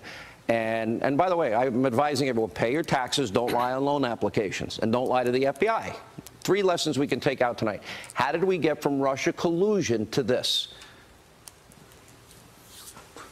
Sean, I agree with what you said about the two-tiered justice system, because I don't think that you can justify how the same or similar cases have been handled on these 2 different categories of people. I'm not as convinced that what we started with was Russian collusion. I really think that what we started with was Russia's interference in the election, and that still that's is what they were calling it, supposed to be, at least. Well, no, they said the collusion was one thread of an investigation into Russia's involvement in the election. I'm pretty convinced that Mueller is not pursuing a collusion case against it's an obstruction President case. Trump. I think it is an obstruction case. And as far as Manafort goes, I don't think that I don't think Mueller thinks Manafort has anything with respect to Trump campaign collusion with Russia that Mueller couldn't already get from Gates, who is Manafort's partner, who's been cooperating for 6 months. I think his interest in Manafort has to do with exactly Manafort's connections to Russia, not necessarily the Trump campaign. And until I see something different, that's what I've concluded. You know the Southern District of New York. I mean, it has the reputation of probably being, in terms of federal prosecution, the toughest one in the country. And you worked there 20 years, over 2 decades of your life. Rudy Giuliani worked there, interestingly. Very smart, aggressive, tough attorneys that worked there. He hired me. Oh, Rudy hired you? I didn't know. Okay, we get some trivia in. But the heart of what they're saying, so I have all these examples where Michael Cohen had said that the president didn't know, that he did it on his own, and that he didn't do it with any expecting payback. Michael Cohen says today, at the direction of the president. There are numerous times that he said it. Why do I think that that was the special sauce that the prosecution wanted? Because remember, this was fed to them and served up to them by Robert Mueller. And again, we go to taxi medallions, tax fraud. And another big question as a side note, if you can answer both. Would any of these people, Flynn, Papadopoulos, Manafort, or Cohen, be in trouble tonight in any way if it weren't for the issue of Russia, which didn't come up in any case? Yeah, I think, Sean, I think the last question is the easiest one to answer. These guys got on the government's crosshairs because of their connections to first candidate and now President Trump. I don't think there's any question about that. But I do think that the Cohen case ended up in the Southern District because Mueller didn't see him, Cohen, as somebody who was going to advance his Russia investigation. And the Southern District had a different line of interest in Cohen. But let's focus on the main. But when he says it's the direction of the president and he previously had not, why do I think that that had to be a big part of what they wanted from Cohen to get the deal he got? Because he was otherwise facing 65 years.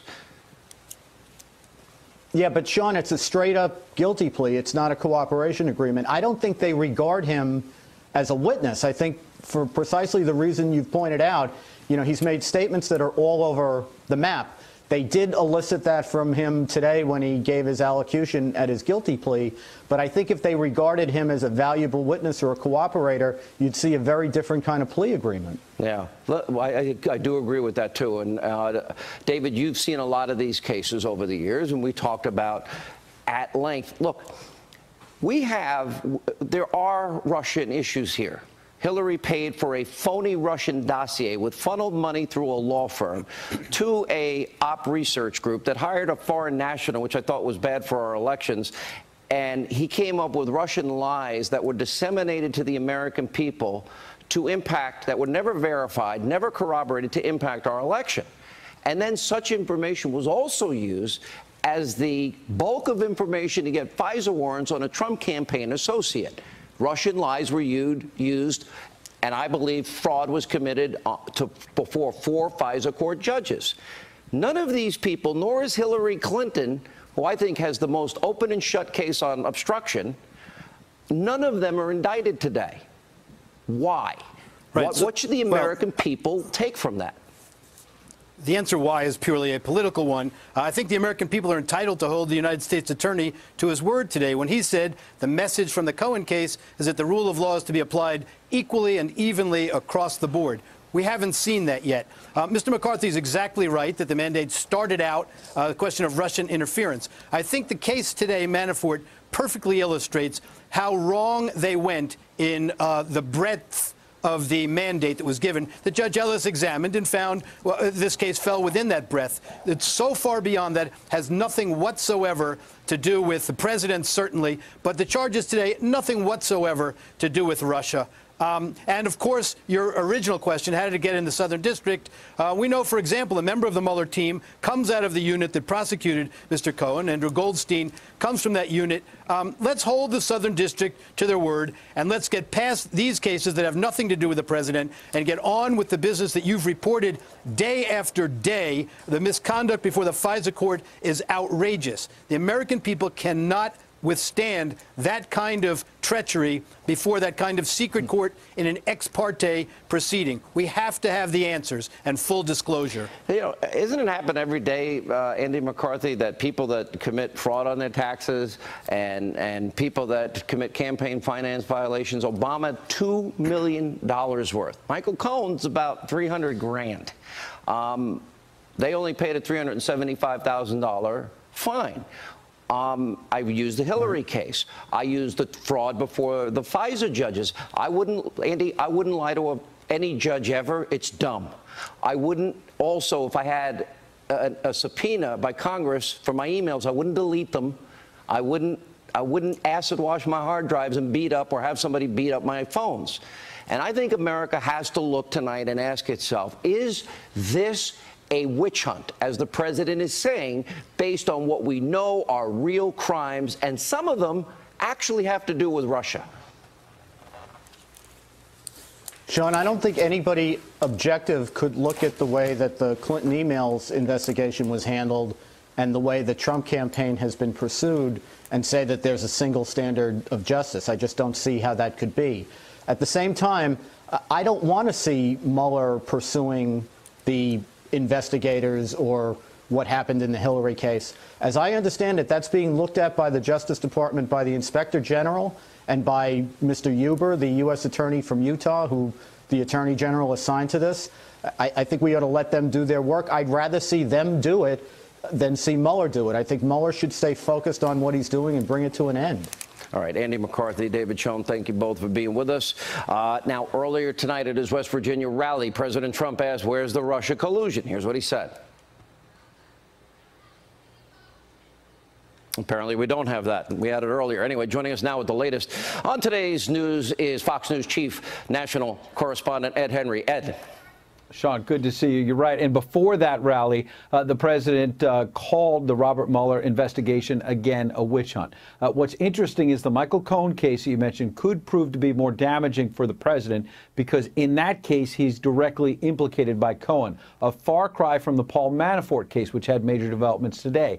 That has nothing to do with the president, nothing to do with 2016, nothing to do with Russia collusion. The former Trump campaign chair was found guilty on 5 counts of filing false income tax returns, 1 count of failing to file a report of a foreign bank account, 2 charges of bank fraud. The jury could not reach a verdict on 10 other counts against Manafort, Prosecutors have until the end of the month to decide on a possible retrial. There's also the possibility Manafort will be pardoned by the president, who declared again, as I noted, that the Mueller probe is a witch hunt. He said he was deeply frustrated about that. The president, though, said nothing in his comments about the Cohen case, leaving it to his attorney, Rudy Giuliani, to provide this written statement tonight. Quote, "There is no allegation of any wrongdoing against the president in the government's charges against Mr. Cohen. It is clear that, as the prosecutor noted, Mr. Cohen's actions reflect a pattern of lies and dishonesty over a significant period of time. But remember, Cohen's plea deal alleges he broke the law to influence the 2016 election on behalf of a candidate,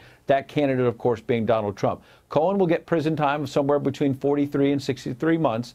Charges of bank fraud, tax evasion, and the campaign finance charges involving payments to two women who alleged affairs with the president that he has strongly denied, Stormy Daniels and Karen McDougal. Now, remember, Rudy Giuliani told you in that exclusive interview back in May that no campaign finance law was broken. This plea deal contradicts that and is going to raise questions about whether anyone else in the Trump campaign could be implicated, Sean. All right, Ed Henry with that report. Thank you. Joining us now with the reaction, author of the New York Times bestseller 3 weeks in a row, The Russian Hoax, the illicit scheme to clear Hillary Clinton, frame Donald Trump, the heart of what I'm discussing tonight, and Fox News legal analyst Greg Jarrett, Fox News contributor Sarah Carter, who's also been covering and breaking a lot of news that apparently doesn't end up in indictments of anybody, which is the point here. You know, look, I stand by what I say. Pay your taxes. Sure. If you're applying for a loan, don't lie. Right. Don't lie to the FBI. That's right. Okay, all lessons everybody should learn. Has nothing to do with Russia. But America should be asking a question tonight if we have a two-tier justice system. Oh, we totally do. I mean, there's one for Donald Trump. So we don't have a constitutional republic. No, Hillary Clinton violated the Federal Campaign Election Act in a criminal way. There's no investigation of her for that. And yet here you see the feds pressuring Cohen to try to implicate President Trump. There are two reasons why his payment in exchange for a non-disclosure agreement is not an illegal campaign contribution. The law says if there is a dual or secondary purpose, it's not illegal. Here, President Trump had personal and commercial reasons. Second of all, the Federal Campaign Election Act is a specific intent crime if you're going to criminalize it. And that means you have to prove, quote, knowingly and willfully committed a violation of the campaign law. Who is that steeped in campaign election laws to know that a non-disclosure agreement in exchange for money would be a violation? So you can't even prove the case. This is an amazing thing, too. And look, I actually think that they wanted that line. At the behest of... Oh, they did. They pressured him for that one line. It was 65 years. They didn't care about anything else but that one line. Agreed. And you know what? After all the other times that he said just the opposite, right? He was pressured to do it. And basically, if you're looking at 65 years or 4 or 3, I'm going to take the deal. Right. Most people would take the deal. Sarah, your investigative reporting has shown us that we do have Russian issues here. A bought and paid for dossier, funneled money through a law firm to a Fusion GPS, which is an op research, to a foreign national, which I thought was bad.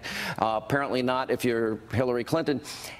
On top of her obstruction case, then that money is used as the basis to lie to 4 FISA court judges, 4 separate occasions, 4 applications. It's all false Russian information. And we're talking about taxes. And the only thing that's common is they're friends with Trump in some way. Incredible violations, Sean. And remember, they did not disclose that. Hillary Clinton campaign did not disclose that on their FEC. They didn't disclose that they were paying a foreign spy, basically through a U.S. research firm, for a dossier filled with lies from the Russians. That was something that they kept very secret until the Washington Post actually broke that story. And we've reported over and over again, document after documents, where there was actual collusion between the DOJ and the FBI. How many people at the FBI have been removed or demoted? Over 20 5 people, Sean, and still nothing. And I'm going to say this: Rod Rosenstein gave carte blanche over this special counsel for Robert Mueller, and Rod Rosenstein himself signed off on the 4th FISA application on Carter Page, which means he would have known everything, or should have known everything, that was contained in those FISA applications, those previous FISA applications. This is really incredible. And he wrote the letter, remember, wrote the letter for President Trump to fire Comey. So if this is an obstruction case, isn't he a witness or a co-conspirator? Why is Rod Rosenstein in charge of this? And where is Attorney General Jeff Sessions doing? And as far as the Inspector General's report, well, that could just come out next year. There needs to be a special counsel, according to a number of sources that I've spoken with.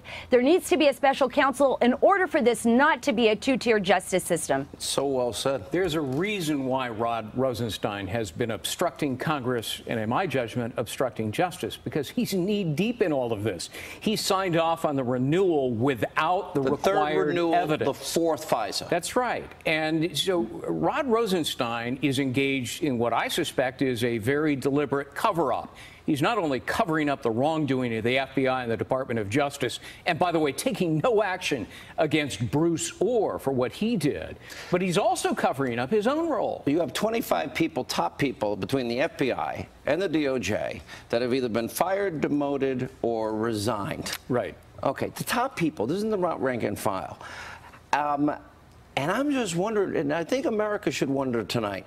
Again, we go from Russia collusion, and we end up with tax issues going back years ago in both cases, and bank applications that have nothing to do with the campaign, nothing to do with Trump, nothing to do with Russia years ago.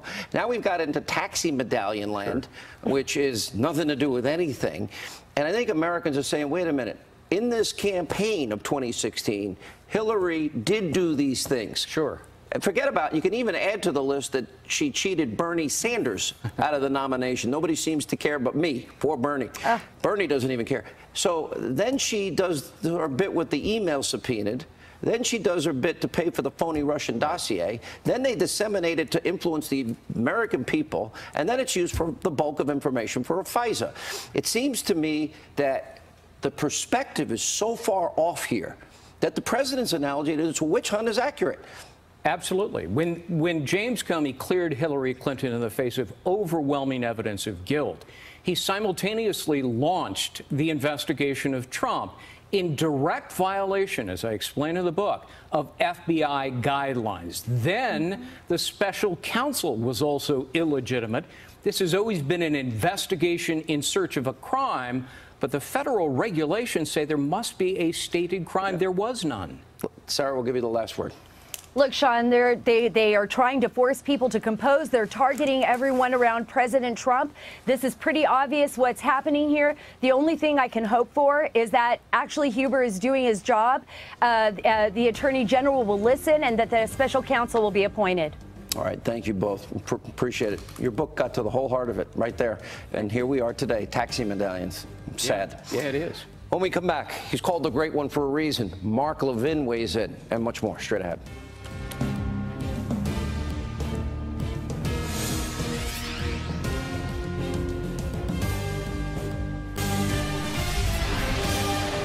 Right here with reaction to all of today's breaking news. He's the host of the #1 show, Sunday nights, 10 Eastern, Life, Liberty, Levin, right here on the Fox News channel, host of CRTV's Levin TV. We call him the Great One for a reason, Mark Levin. All right, Mark, I mean, there are some lessons here. I agree that you shouldn't lie to the FBI. Everyone agrees with that. I also agree that you should pay your taxes. I also agree that you better not lie in a bank loan application. Mark, how did we get from Russia and that this is it after nearly, we're almost at 500 days? All right, I want to address Michael Cohen. How did we get to that? I want to help the law professors, the constitutional experts, the criminal defense lawyers, the former prosecutors, and of course the professors. I want to help them understand what the law is. The general counsel for the Clinton mob family, Lanny Davis, he had his client plead to 2 counts of criminality that don't exist. These campaign finance violations that all over TV, they're saying implicates the President of the United States directly. First, let's back up. It is a guilty plea. It is a plea bargain between a prosecutor and a criminal who doesn't want to spend the rest of his life in prison. That is not precedent. That applies only to that specific case. Nobody cites plea bargains for precedent. That's number one.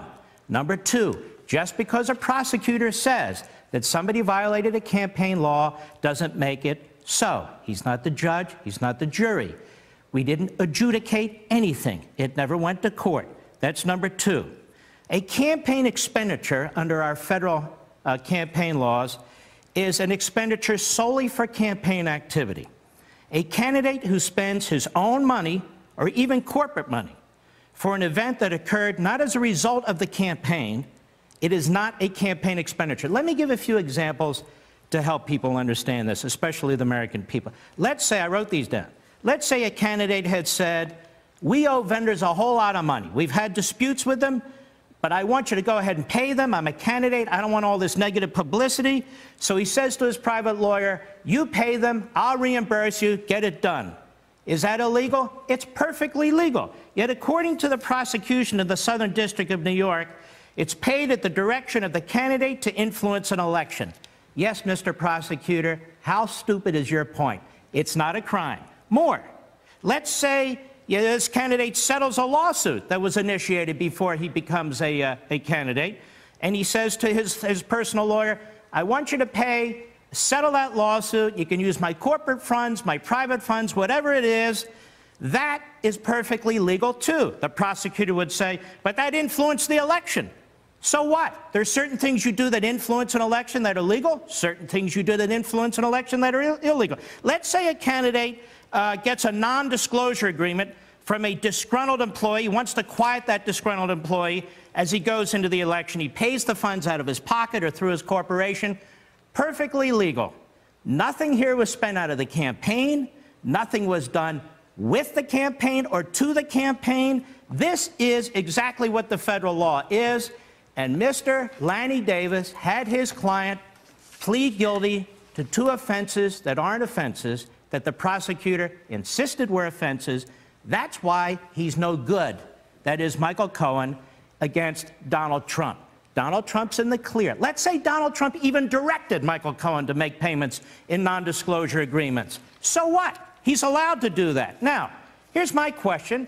Has the Southern District of New York ever paid money in a non-disclosure agreement with any of its employees? How about any U.S. Attorney's Office in the United States? How about the Department of Justice? How about any business? How about any union? How about the DNC? How about members of Congress? It's done all the time. But call it hush money. And all of us, hush money. Oh, they can't pay hush money. Well, it is hush money. It's legal. It's a contract. It's done all the time. Now, what does Mr. Mueller have left? It's work. He's chasing the Manhattan Madam. Who the hell's the Manhattan Madam? I don't know. You know, he's interviewing, he's dragging her in front of the grand jury. What's next? The Manhattan Madam. He's got Manafort where he wants him on banking charges. He's set up a few guys like Flynn, who's gotten in trouble. Now they have Cohen. What do they have? They have nothing. I'll tell you what they have. Mr. Mueller, as a federal prosecutor, is preparing his impeachment report, which is an unconstitutional activity. Mr. Mueller is supposed to be non-political. He's not supposed to be preparing impeachment reports. Mr. Mueller, I told you before, you can't indict a sitting president. I told you that 15 months ago. Now you figured it out. You and Rosenstein figured it out. Now you and Rosenstein are trying to figure out what to do with the subpoena. You see, Sean, Giuliani was on your show the other day, or somebody's show. He said, why do they take 2 or 3 weeks? I'll tell you why they take 2 or 3 weeks. Because Mr. Mueller has to consult Mr. Rosenstein, his boss, to figure out what to do with this subpoena. I'll tell you what happens when they issue that subpoena. The President of the United States takes it all the way to the Supreme Court, and what does he cite? Department of Justice memos. What else does he cite? The Constitution of the United States. So this is going to be an impeachment battle in the end. The President of the United States, if he doesn't get involved in the perjury trap, think about that. They don't have a crime. He needs this interview to create a crime against the President of the United States, this prosecutor. Well, that's pretty damn outrageous. So in any event, I want the news media to understand, you know what took place in the Southern District of New York? Nothing that matters. Zippo. Mark, there was no violation of federal campaign laws. Lanny Davis blew it. Lanny Davis, he puts out a tweet today. Today, Cohen stood up and testified under oath that Donald Trump directed him to commit a crime. You're a dummy, Lanny, by making payments to 2 women for the principal purpose of influencing an election. If those payments were a crime for Michael Cohen, then why would they be a crime for Donald Trump? They weren't a crime for Michael Cohen. He screwed himself, and they're not a crime for Donald Trump either. Now move along and go back into your corner with Hillary Clinton. But, well, obviously, he's a huge Clinton sycophant. So this 2016 campaign, we're, 77 days out, is now becoming, as I have said for a long time, it's about impeachment, keeping Obamacare, them wanting their crumbs back, eliminating ICE, open borders, and stopping the investigation into what I say is the biggest abuse of power. Here's what I want to ask you. So we now have Hillary Clinton obstructing, violating the Espionage Act, no indictment. We now have her paying for what turns out to be a foreign entity, a foreign agent, putting together Russian lies that are disseminated to the American people to influence an election, lies never verified, never corroborated, then put as the bulk of information in 4 FISA warrants. Comey, Sally Yates, Rod Rosenstein, they all signed off, and they all said, they swore, they put their good name and credibility behind it. I don't see Comey indicted. I don't see any Hillary Clinton indictments. I don't see any crimes that are being pursued here. Barack Obama had, what, $2 million in campaign finance violations. He just paid a fine. Can I interrupt for a second? Yeah, go ahead. Interrupt on my own show. The head of the FBI is not the head of the FBI anymore. He's a confessed leaker, and he's under investigation by the Inspector General. The deputy FBI director was fired and is under criminal investigation. Mr. Stroke, who was the head counterintelligence investigator, was fired, and he's under investigation, I believe, or will be, or should be, under investigation as well. That's the top tier of the Federal Bureau of Investigation. I've never heard of anything like this before. You have a mole in the Deputy Attorney General's office who's working with Stroke, who's been fired. His wife works for the Fusion GPS, pushing out the opposition research against the President of the United States, getting it in front of the FISA court through the FBI.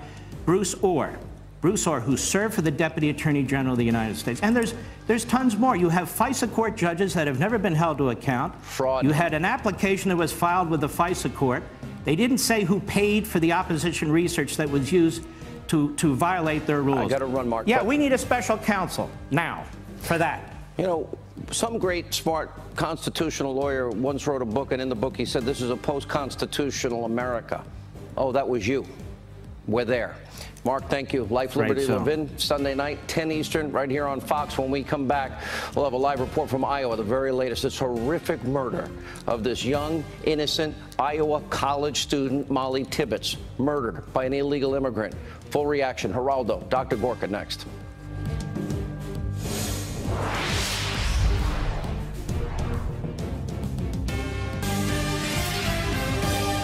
You heard about today with the illegal alien coming in, very sadly, from Mexico, and you saw what happened to that incredible, beautiful young woman. Should have never happened. Illegally in our country. We've had a huge impact, but the laws are so bad. The immigration laws are such a disgrace. We're getting them changed, but we have to get more Republicans. That was the president earlier tonight at his West Virginia rally, lamenting what was the ultimate death, the untimely death of Molly Tibbetts.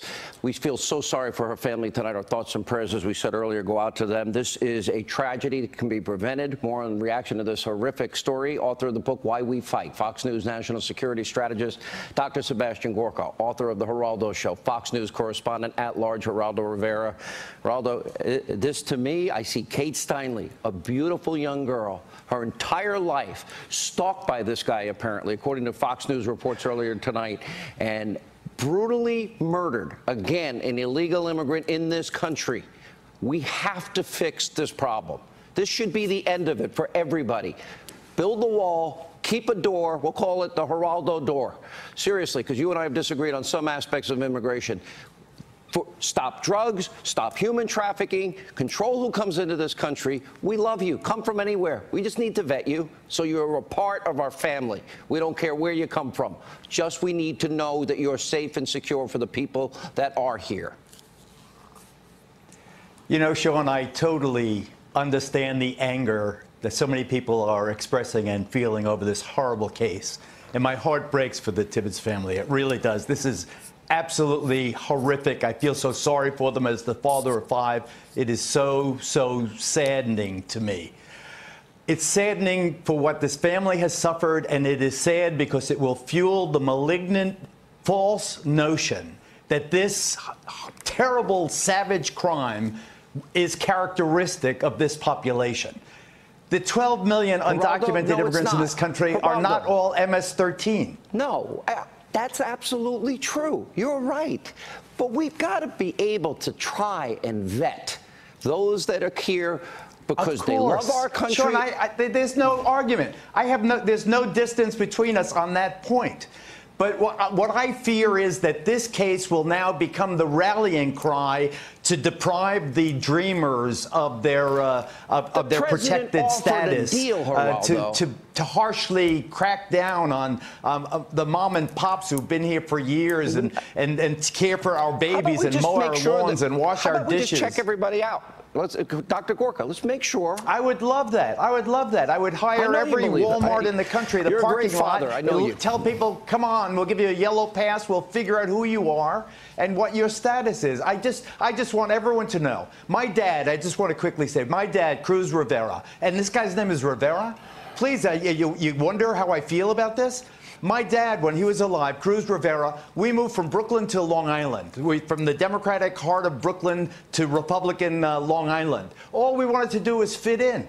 Every time there was a violent crime, my dad would pray that it wasn't a Latino because the community was already beleaguered enough. Those people that are going to and now people this happens. My heart is broken. They're not conservatives. They're not anybody but Dr. Gorka. Sure. We do have things we can do, and we're not doing them. Sean, Kate Steinle should never have died. Now Molly's life has been ripped away from her by an illegal alien. Americans should never forget these women, never forget these young girls, and we should never rest until the wall is built and every single criminal like this is removed from this country or put in prison. Nobody has the right to come to America and to be an American. The sanctuary cities, the outrageous catch and release policies of the Obama administration are because of one reason and one reason alone. And it's not humanitarianism. It's because the Democrat Party wants illegal votes. That's the only reason. We all pray for their families, and I know you mean it, Geraldo. More Hannity next. Last word tonight, we better do a lot of soul searching as a country. Because if Russian collusion becomes taxi medallions and taxes and, bank fraud, and we ignore obstruction of justice, if we ignore real Russia collusion, we're going to lose the country. It's that important. This election, this midterm, the most important in our lifetime.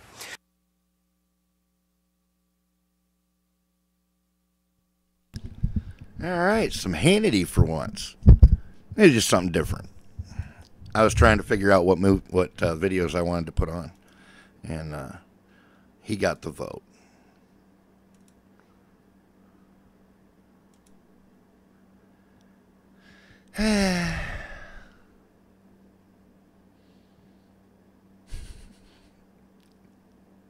Damn bacon thieves. Pat voice. Boner breath gives me a boner.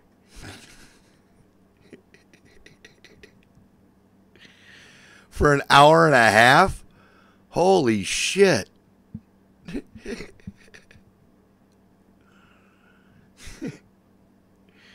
Wow.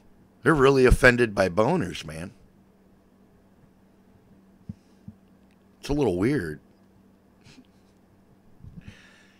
Dab it up, man. Dab it, dab it, dab it, do.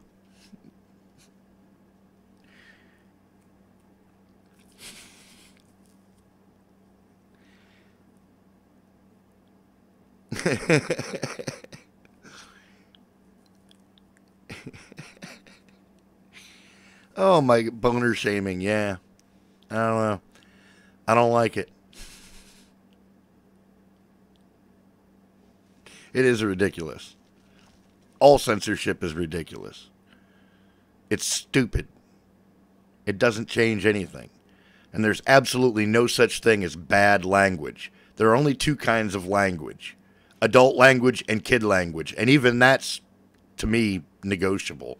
But that's the only legitimate argument that can be made for language and speech. There's adult language and speech, and there's kid adult language and speech. And any other division is just censorship, and it's garbage. Just saying. Ladies and gentlemen, Sarah Sanders. Michael Cohen, under oath, pleaded guilty to, among things, paying Stormy Daniels and Karen McDougal during the campaign. And he says he did it at the direction of the President of the United States. Did President Trump commit a crime? As the president said, we've stated many times, he did nothing wrong. There are no charges against him, and we've commented on this extensively. Then why not report these payments? Again, I'm not going to get into the back and forth details. I can tell you, as the president has stated on numerous occasions, he did nothing wrong. There are no charges against him in this. And just because Michael Cohen made a plea deal doesn't mean that that implicates the president on anything. Can you stand here today and say the president has never lied to the American people? Because so many people now look back at that tape of him on Air Force One saying he knew nothing about these payments, when in fact we now know he knew everything about these payments. So has he lied? Look, again, I think that's a ridiculous accusation. The president in this matter has done nothing wrong, and there are no charges against him. John? The president said to Fox News in an interview with Ainsley Earhart this morning that this could not have been an illegal campaign contribution because he paid the money. He put more than $60 million of his own money into the campaign. So how do you draw the line between, I mean, maybe this didn't flow through the campaign, but how do you draw the line between what was a campaign contribution and what might have been a payment to somebody for other purposes? Look, I'm not going to get into the back and forth of the legal part of this. I would refer you to the president's outside counsel on that. As I told Cecilia, what I can tell you is what the president has stated a number of times. He did nothing wrong. There are no charges against him. Just because Michael Cohen has made a deal doesn't mean anything with regards to the president. Stephen? Sarah, the president tweeted this morning in frustration that Michael Cohen broke.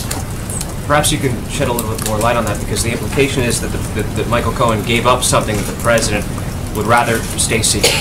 Is that what we should read into this, or is there another The president has expressed his views on that. I don't have anything further to add. Can I ask one other question? Is the president now planning on or intent on pardoning Paul Manafort? The Manafort case doesn't have anything to do with the president, doesn't have anything to do with his campaign, it doesn't have anything to do with the White House. Sarah.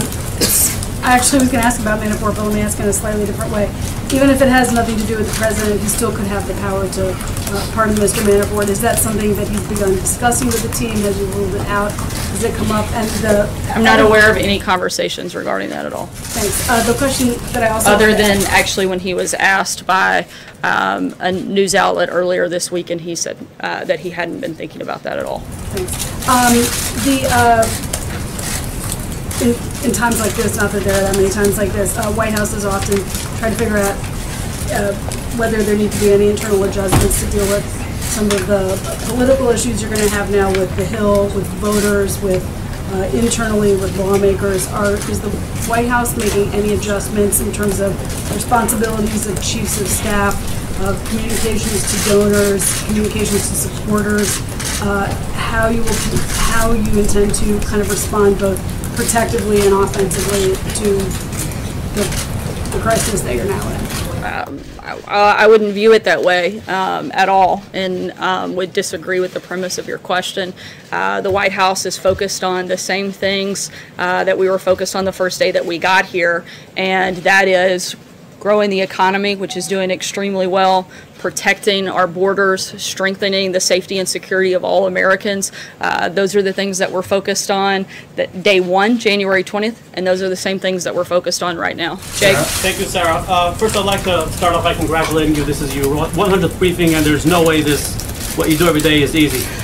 I've got two real quick questions. First of all, our colleague Jonathan Swan over at Axios recently wrote, and I quote, Several top Republican operatives working on the midterm elections told me Trump's fanciful red wave predictions could depress Republican turnout and ironically serve to make any blue wave even bigger. So, are you familiar with any Republican operatives who would concur with this statement? Not that I'm aware of. I think that the thing that's going to encourage people is the lack of a message by Democrats. They have nothing to run on other than attacking this president. And not only does the president and the record that Republicans have had over the last year and a half under his leadership is a great one to run on. We have an incredible story to tell. The economy is booming. Record numbers just today. We're going to continue focusing on the things that Americans care about. And I think that'll be certainly what encourages them and certainly what will help push Republicans to do well in November. And yesterday the president stated that, quote, Israel will pay a price for the Jerusalem embassy move. Not sure if that's an exact quote, though. Should Israel be concerned that the price they may have to pay would be one that they're not prepared or willing to pay at this point? We think that the president's decision was the right one to move the embassy, something that other presidents had promised and failed to do, and this is a president who's been delivering on the promises that he's made. Sorry? What price are we talking about? What price might Israel have to pay? I don't have anything further for you on that, John. Thanks a lot, Sarah. Since those guilty verdicts yesterday in the Paul Manafort trial, the president has said some kind things about Mr. Manafort. He's called him a good man, a good person. He said he feels badly for what has happened to him.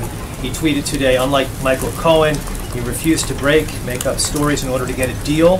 He tweeted, such respect for a brave man. Is Mr. Manafort a simple candidate for a presidential pardon? Once again, that's not something that has been up for discussion. I don't have anything for you. Can I ask you about the Kavanaugh nomination? There's some Democrats that are saying that the nomination should be put on hold because of the legal developments yesterday. Hawaiian Senator Mazie Hirono put out a statement. She said this president, who is an unindicted co-conspirator in a criminal matter, does not deserve the courtesy of a meeting with his nominee. What is your reaction to that, Sarah? This is a desperate and pathetic attempt by Democrats to obstruct a very highly qualified nominee. The hearing date has been set for September 4th, and Judge Kavanaugh will be there. Steve? Yes, Sarah. Trade talks between the United States and China are resuming. The president earlier this week expressed quite low expectations for those talks. I'm wondering if that has changed and what you would like to see come out of these discussions. As you said, these conversations are continuing. I don't have any announcements on them. They're ongoing. Certainly what we'd like to see is better trade deals for the United States. The president wants to see free, fair, and more reciprocal trade between other countries, particularly with China, and we're going to continue in those conversations. Sarah, does the president feel betrayed by Michael Cohen, and is he concerned about what he might say to Robert Mueller? I don't think the president's concerned at all. He knows that he did nothing wrong and that there was no collusion, and we're going to continue focusing on the things that Americans care about and that we can have an impact on. One more question on trade. Do you anticipate a deal between Mexico and the United States on NAFTA this week? I'm not going to get ahead of any potential announcement. For decades, NAFTA has harmed American workers and cost the U.S. billions of dollars. We're focused on making sure we deal with and address those problems, and we'll let you know when we have an announcement. Thanks, Sarah. In his interview today, the president said he found out about those payments that Michael Cohen made later on. But he's on tape discussing how to make one of the payments with Michael Cohen, so before the payment was made. So how do you explain that? Once again, I've commented on this pretty extensively. What I can tell you about this is that the president did nothing wrong. There are no charges against him. There is no collusion. For anything beyond that, I would refer you to the president's outside counsel.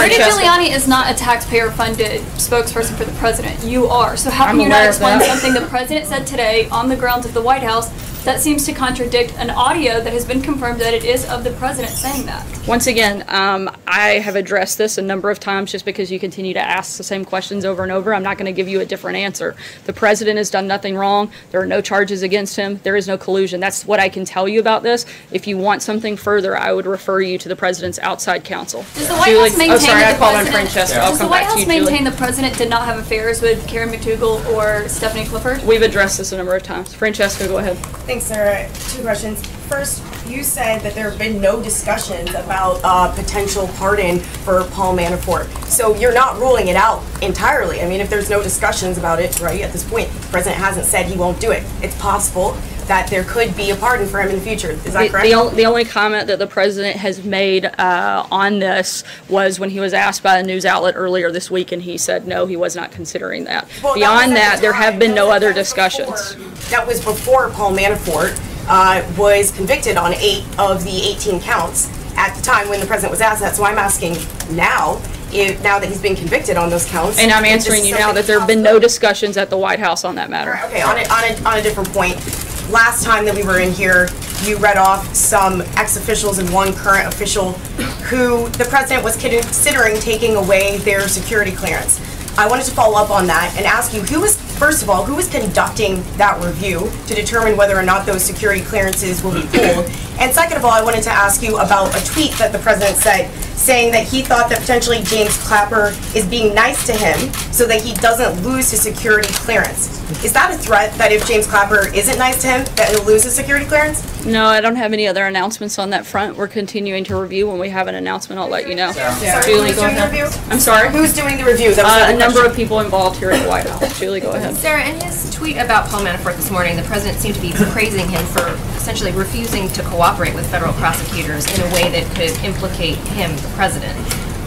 Is that what he meant to suggest? And doesn't that seem to indicate that he thinks that loyalty to him personally is more important with abiding by the law or cooperating with this government in an investigation? Not at all. The Manafort case doesn't involve the president, it doesn't involve his campaign, and it has nothing to do with the White House. The president has expressed his views. Sarah. Thanks, Sarah.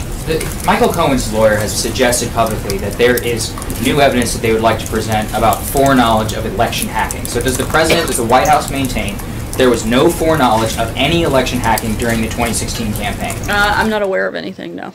Sarah, 2 questions as well for you.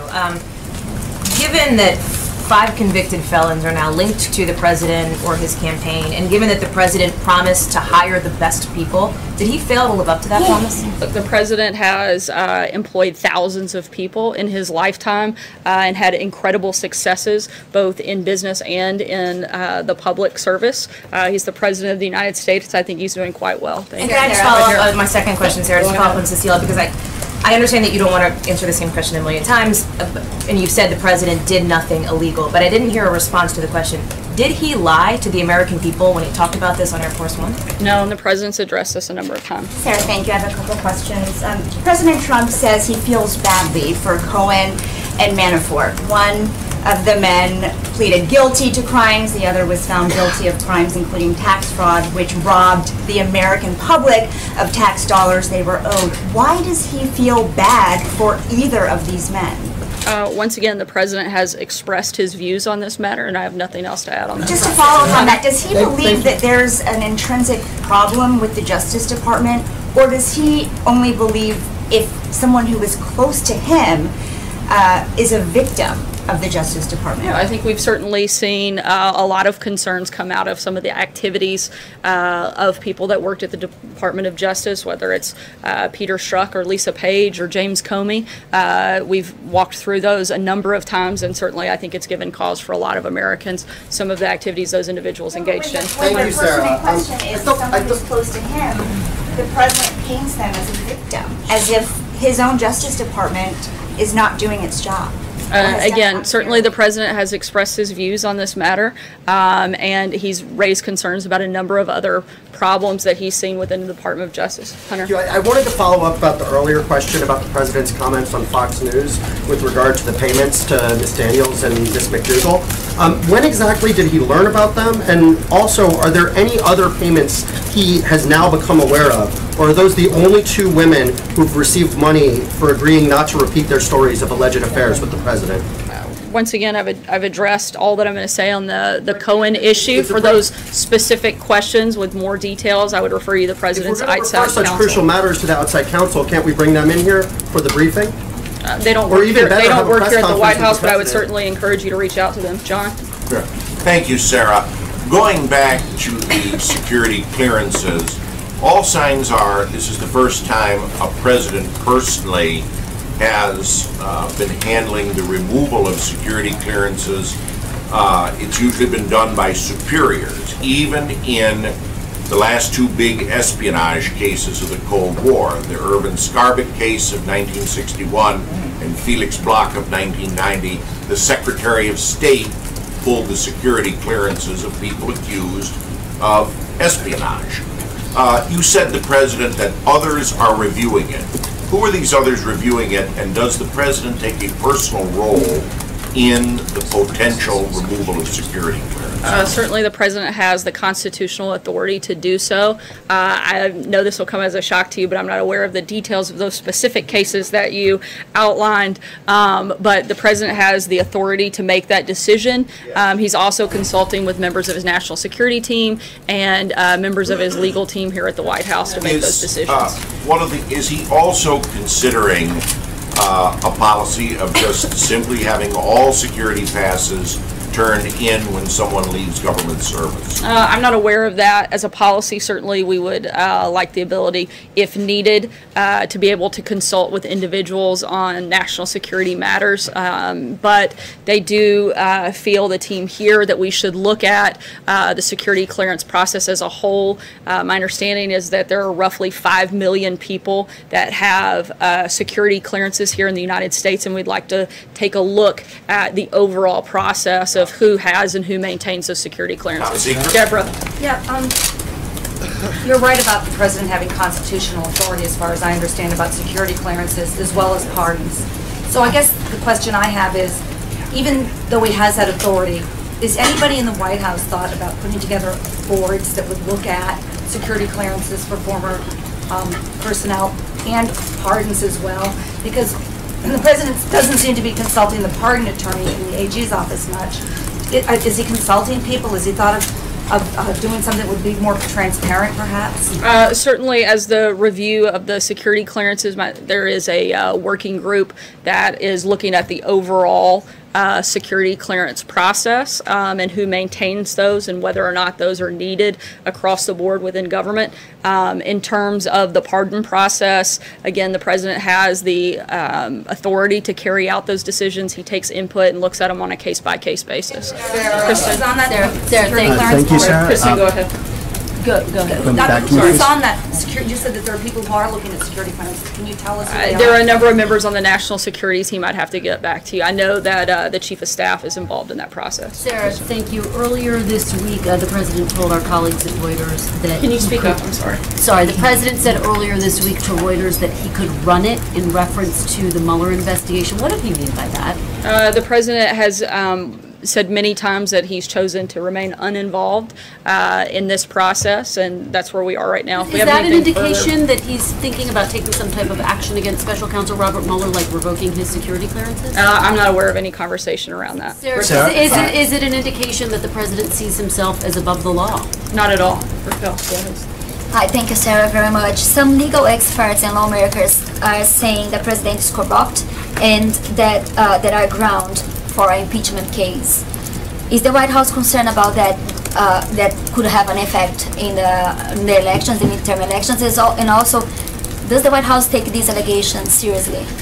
Certainly we take allegations seriously. The idea of an impeachment is, frankly, a sad attempt by Democrats. It's the only message they seem to have going into the midterms, and I think it's another great reminder of why Americans should support other like-minded candidates like the President that are actually focused on continuing to grow the economy, continuing to secure our borders, continuing to focus on the safety and security of all Americans. I think that the biggest contrast you could possibly make is the message of the Democrats, which is nothing more than attacking the President and looking at cheap political stunts, while this White House and Republicans in the House and Senate are focused on actually doing good things for the American people. Sarah. Amen.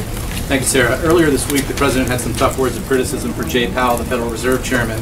Can you tell us when the last time the President and Powell met face-to-face and whether or not the President brought up that criticism with Powell directly?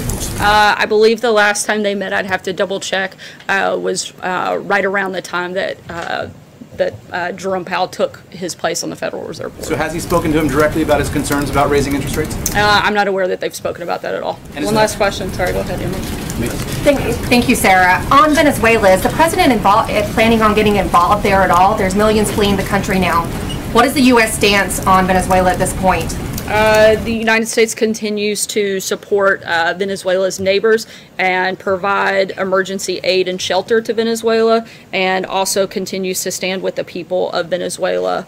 And we're going to keep all options on the table, and we'll keep you posted if we have any further announcements. Thank you so much, and we're going to wrap up here so that we can all join the President for the Medal of Honor ceremony. Thanks, guys. Good to see you. God, I love the way she handles them idiots. She goes up there with her duckies in a row, boys and girls.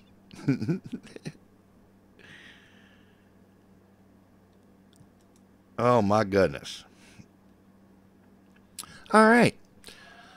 Well, since we got about a half hour left here, and I got a couple pieces of music here y'all might like. I think for the tires here, I'm gonna kick on some jams. Enjoy this.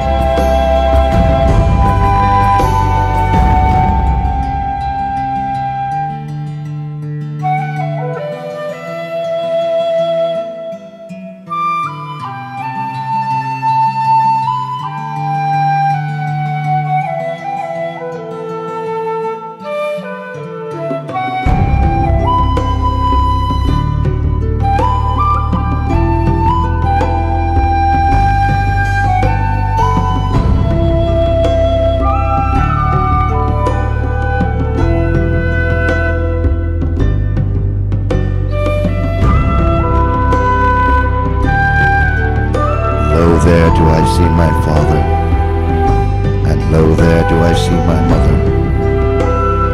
Lo there do I see my brothers and my sisters. Lo do I see my people back to the beginning. And they do call to me and bid me take my place among them in the halls of Valhalla, where the brave live forever.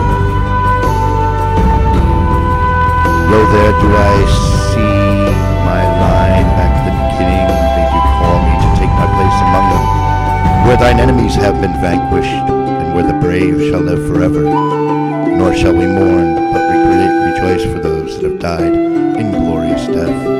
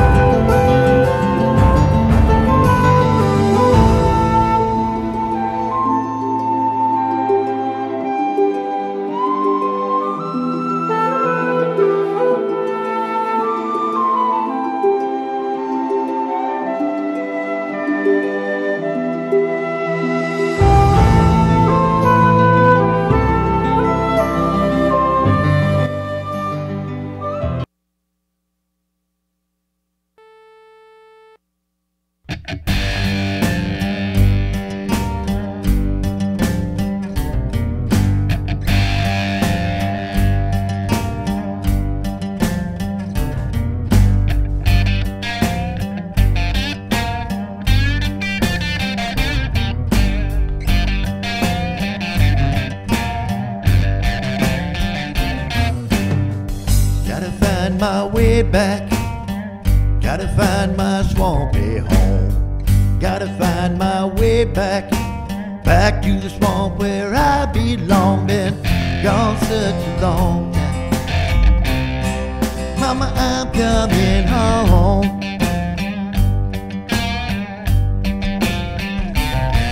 Been gone such a long time. Mama, I'm coming home.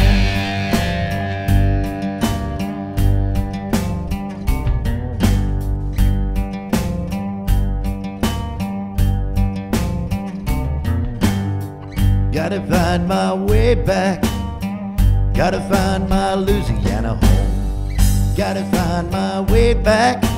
Way down south where I belong. Been 10 years in prison. Mama, I'm coming home.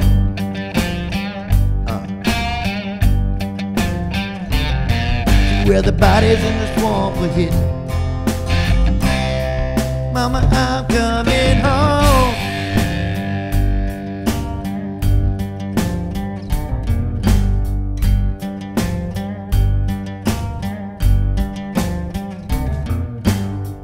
No, I took the money. I took the money and I hid it good. No, I took the money, buried it deep out in them woods. 10 years in prison. Mama, I'm coming home.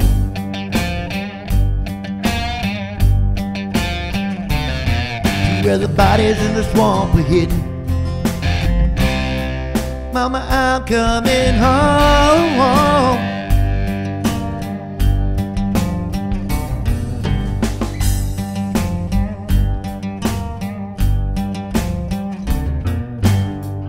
Gotta find my way back.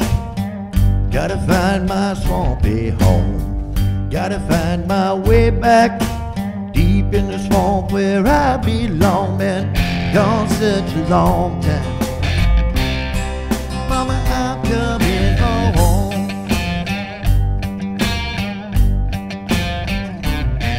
Been gone such a long time. Mama, I'm coming home. Oh yeah. Get that crawfish pie ready, Mama. From that Gilly Gumbo. You don't know what I've been eating.